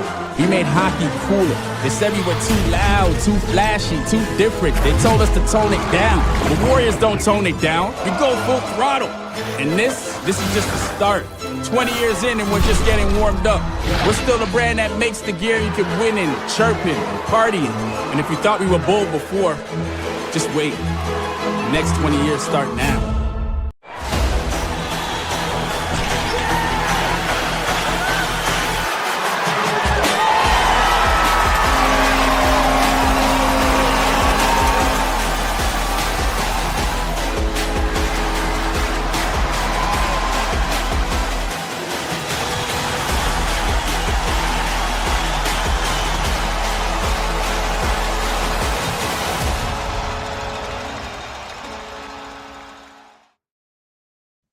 There's 2 minutes and 48 seconds left in the third period, and if you joined us late, it's been a game dominated by good goaltending and defensive effort, and really with it being the third game in less than 48 hours, both teams have put together a pretty strong effort. Neither team scored in the first period. Indy took a 1-0 lead as Alex DePaulo scored for the third straight game, 8:41 into the second.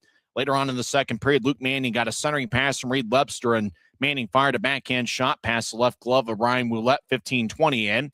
And then Mike Gillette broke the 1-1 tie, so he got a rebound from a Ryan Taylor shot, 3:23 into the third period. Grizzlies ice the puck as the linesmen enthusiastically raise their right arm with 2:40 left in the third period. So the draw is going to come back towards Jacob Musatelli, who's been a big story today as Moose has stopped 27 of 28. As he's looking for his first pro win, he had 7 wins in the SBHL with the Birmingham Bulls earlier this season. So I wonder how aggressive Indy's going to be at pulling their goaltender, as it looked like Ryan Ouellette, who has saved 20 of 22, is still out there.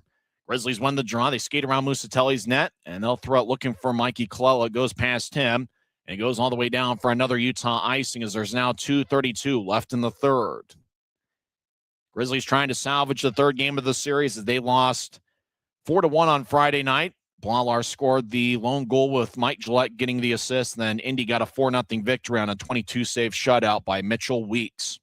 It's the 1,159th and final Grizzlies regular season road game. Grizzlies are looking for their 478th road victory all time. Grizzlies win the draw. They get out towards neutral ice. Utah at center ice. Webster right wing will throw it in as Ouellette plays behind his net. Manning challenges Petgrave behind Indy's net. Fuel throw a rink-wide feed out to the right side as Indy's Owen Robinson rolls along the boards. Dylan Gratton will tap it off the body of a Fuel skater, and that was number 28, Jordan Martin, as scrum continues over in the near corner, as there's now 2 minutes and counting left in the third period, as Utah still leads 2-1. Puck stays along the boards. Indy trying to jab at it, and the Grizzlies will bounce to the right point, but it's kept in, as the Fuel will fire it in deep, as it looks like there's still just 5 Indy skaters out there. Now a 6. It looks like Indy's net is empty. Right wing, lefty shot, and that one's blocked away near Musatelli.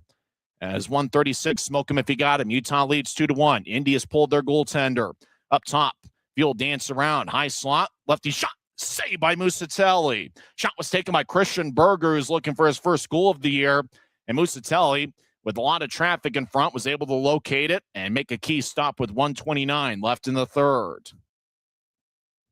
So both teams will switch up skaters. And for the Grizzlies, after giving up 8 goals in the first 2 games of this series, have put together a grade A defensive effort. And they're looking for the 2 standings points. And Utah is looking for their 17th road victory of the season. So it looks like a timeout's going to be called by Indy. We'll keep it here. As looked like Utah, the Gillette brothers, John and Mike, as well as Evan Friesen on the ice. And Indy obviously pulling their goaltender. And really, for talking about standout performers this whole series, Mike Gillette picked up an assist on Friday night and then picked up the key goal on the rebound from the Ryan Taylor shot. Right now, that's listed as the game winner, 3:23 in. As Mike Gillette's been a standout in this series. We've also seen some great things from Luke Antonacci. Antonacci's a +1 for Utah. And there's been a lot of guys that have really contributed in ways that you don't see on the stat sheet. Kind of a low-scoring game. Both goaltenders have been standouts. Don't forget the Grizzlies will have a 9-game homestand to close out the regular season beginning on Thursday night. Get your tickets to UtahGrizzlies.com. Allen's been a hot club as of late. They got a 7-1 victory this afternoon against the South Carolina Stingrays. So fans are having a good time at Fisher's Event Center. They haven't listed the attendance yet, but it looks like a pretty good crowd for a Sunday. So for the Grizzlies, this is the type of time where you don't try to do too much.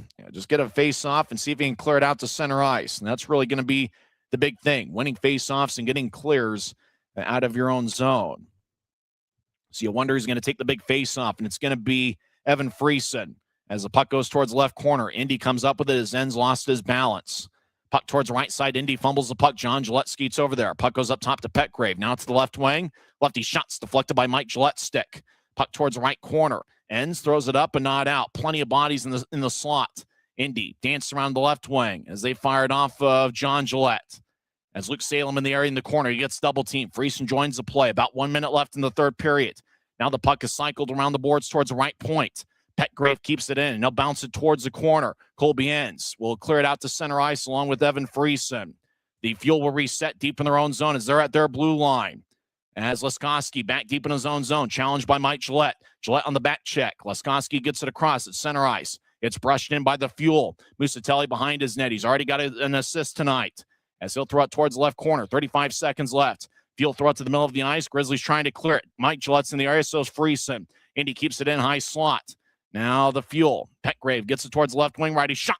And that's blocked by Ends. Fuel get it back. Indy throws it towards the right side. Now they look to center. It ricochets on Mike Gillette's skate as Gillette throws it up and not out. 15 seconds left. Fuel. Left wing righty shot goes wide. 14 seconds left. Fuel get it up top to Petgrave. He loses balance. Grizzlies get the puck. They'll race out to center ice. This baby's in the refrigerator. It's Mike Gillette of all people. He'll fire to the empty net, and he scores! Mike Gillette gets his second of the night, and this baby's in the refrigerator as the Grizzlies get a 3-1 lead. Petgrave lost his balance, and Mike Gillette just raced down the middle of the ice slowly. Then he casually fired it past the goal line.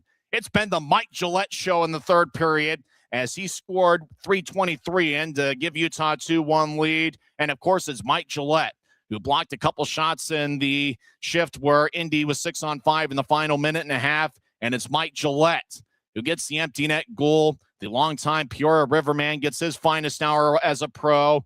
Grizzlies win! Grizzlies win! Grizzlies win 3-1, and there is no doubt about it. As Mike Gillette scored 2 third-period goals, and Jacob Musatelli was outstanding in net as he stopped 29 of 30 as he gets his first pro win. And the Grizzlies with 3 unanswered over the last 25 minutes of regulation. Luke Manning with a second-period goal, and the Grizzlies salvage the third game of the series. And the final road game in Grizzlies history turns out to be a winner as Utah gets their 478th all-time victory in the regular season away from either Delta Center or Maverick Center, their 2 homes over their 31-year franchise history. What a victory for the Grizzlies this evening as Musatelli was outstanding. Both Gillette brothers contributed mightily, and the Grizzlies needed to buckle down and get something going defensively to hold on to the 2-1 lead. Indy had the puck in the offensive zone for quite some time, and the Grizzlies with one block shot after another, one deflection. Utah defensively earned the 2 standings points this afternoon, and Jacob Musatelli and Mike Gillette each with their finest hours as a Grizzly. It's Utah 3, Indy 1 as the Grizzlies head home happy as they start the 9-game homestand to close out the regular season on Thursday night against the Allen Americans. High fives all around as the Grizzlies get 3 unanswered as they salvage the 3rd game. Final score from Fisher's Event Center. It's the Utah Grizzlies 3 and the Indy Fuel 1. Post-game show starts in 30 seconds on the Utah Grizzlies Hockey Network. Every new day is a chance to be kinder to your body and your mind. U of U Health is here to help you build strength and confidence every day. Let us help you be a better you. U of U Health, official health partner for the Utah Jazz, Utah Hockey Club, Utes Athletics, and the Utah Grizzlies. Take the first step today at uofuhealth.org. Grizzlies are winners this afternoon as they close out the road portion of their schedule. Utah ends up with a road record of 17, 15, 3, and 1 as they picked up 38 of a possible 72 standings points away from Maverick Center. Well, after Utah got blown out in each of the first 2 games of the series, you knew they were going to put together a grade A effort, even though it was the 3rd game in less than 48 hours. Neither team scored in the first period. Indy outshot Utah 11-7. Both teams had 8 shots in the second period, and both clubs picked up 1 goal. It was Indy that scored the first goal of the game as Alex DePaulo, who only has 6 goals this season in 46 games, but hey, 3 goals in 3 games against Utah as he scored 8:41 into the second with Joseph and Laskowski getting the assists. And then Utah got on the board as Jacob Musatelli came well out of his crease to throw an outlet pass to New Trice to Reed Lepster.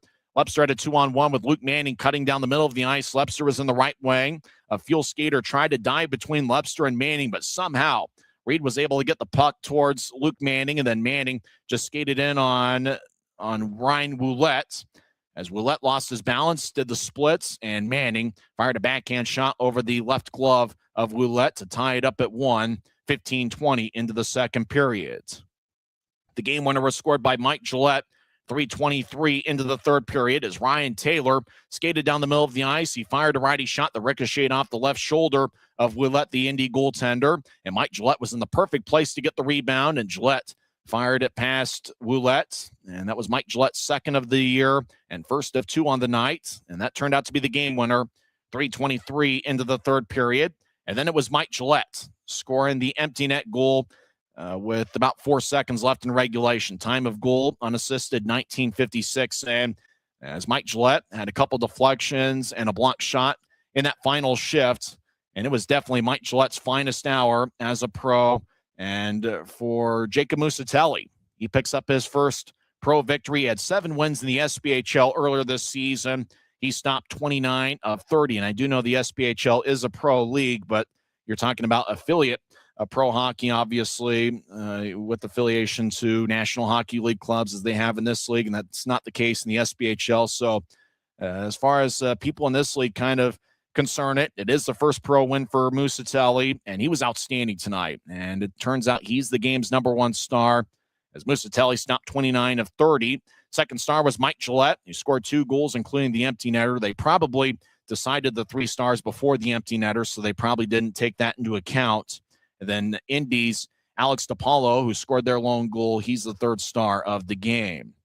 So it's the final road game for the Grizzlies, not only this season, but the final road game all time. Utah in 1,159 road games. They end up with a record of 478, 559, and 122. So 478 regular season road victories all time in a 31-year stretch. That doesn't count the 94-95 season where the Denver Grizzlies won a Turner Cup. We're just talking about the 31 years that the Grizzlies were in the Salt Lake Valley. For Utah, obviously, they keep their playoff hopes a little bit alive. Obviously, it's going to be a long shot, and they need Tahoe to really fall apart late in the regular season. But on a day like this, when you know that players are going to be fatigued, I think one of the fun things with this series, even though Utah did just come up with 1 out of 3 victories in the set, you saw other guys step up. Mike Gillette all series really made his presence felt. Mikey Colella put together some hardworking shifts. And I really liked what I saw from all 3 of the new guys at times, Cy Leclerc, as well as the 2 Ryans, Rosborough and Ryan Taylor, as obviously those 2 Ryans picked up the assists on the Gillette game winner, 3:23 into the third. Dylan Gratton, I thought, played pretty well in that defensive pairing of Luke Antonacci and Matu Boilar. Each had their good moments in the 3-game set. Colby Enns ended up the night a +2. Luke Manning was also a +2. Boy, Manning really shined today, not only with the goal, but winning faceoffs and being a presence. Reed Webster with that main assist on the Manning goal. Genev was a +1 and had 2 shots. Just about everybody contributed to the case today, either offensively or defensively, is obviously when you see a goaltender like Musatelli put together the day like he had. Obviously, he's got to play well, but it turns out to be a team effort. And goaltenders will be the first to tell you that it becomes a team effort when they have success. And really, the Grizzlies earned this game with a hardworking, blue-collar 60-minute defensive effort. And obviously, the scoring had been a little bit tough in this series, but when the Grizzlies needed it, they found a way. With Manning, and the Grizzlies didn't have too many odd man breaks, but the Grizzlies were able to capitalize on one of those with the Manning goal in the second period. And then it was a bit of the transition game as the Grizzlies got it into Taylor down the middle of the ice, and then just got a rebound. And then a guy like Mike Gillette, right place at the right time. And Gillette's been around the block a time or two, even though it's his first year in this league. Obviously, he's played a pro hockey in the SPHL for a few years. And, Mike Gillette, in his time as a Grizzlies, been proven to be a very smart hockey player. And he puts himself in the right place for the game winner early in the third period. So, it's kind of interesting. The Grizzlies, as we mentioned with the LA Kings in the second intermission, previewing that game with the Utah Mammoth, Kings have been a better road club than they have been at home this year. And really, that's been the case for the Grizzlies. They have really played well on the road. And usually, if I told you at the start of the season, hey, the Grizzlies would have a better than 500 record on the road, and that they would end up with 38 out of a possible 72 standings points away from home, I think you'd take that all day, any day. This is one of the more successful teams away from Maverick Center in Grizzlies history, certainly towards the top 10, maybe the top 12 in terms of most successful road clubs. As after all the last 2 years, last season the Grizzlies had 10 road wins. 2 years ago, they had 12 road victories. And even the year they won the division, the year they had Dastu, Luke Martin, Nate Klarman, and other guys like that, and went to the Western Conference Finals, Utah only had 19 road wins that year. We're just a couple games above 500. So, hats off to the Grizzlies. They played well away from Maverick Center this season. And now the Grizzlies come home, and they've got 9 straight home games at Maverick Center to end the regular season, beginning on Thursday night against an Allen club that's really gotten the job done offensively. They scored 7 goals against South Carolina today. That's going to be an interesting test. Maxim Barbashev just joined the Allen Americans earlier this weekend, and so he'll be back facing his former team. And it should certainly be an interesting series. Allen currently is in 3rd place in the Mountain Division, and for the Grizzlies, obviously, games still matter. And, if the Grizzlies can find a way to get on a roll here, and if Tahoe can fall apart late in the regular season, hey, you never know. I mean, certainly part of it is out of Utah's hands, but with 9 games left in the regular season, everybody's looking to find a way. Grizzlies looking to find a way to end the 2025-26 final hunt on the winning note. So it should be an interesting final homestand that begins on Thursday to open up a 2-game series with the Allen Americans. Once again, final score, Utah 3 and Indy 1. Thanks for hanging out with us tonight. We know there's a lot of sports and entertainment options out there. Thanks for choosing the Grizzlies in their battle with the Indy Fuel. Next broadcast of Grizzlies hockey will be on Thursday night. First of 2 games against the Allen Americans. Pre-game coverage will be at 6:50, and face-off is at 7:10. I'm Tyson Whiting, and I'm just pursuing my dream, and that's to someday in the very near future get to the National Hockey League.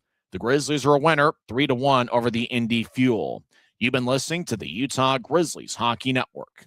Good afternoon, everybody.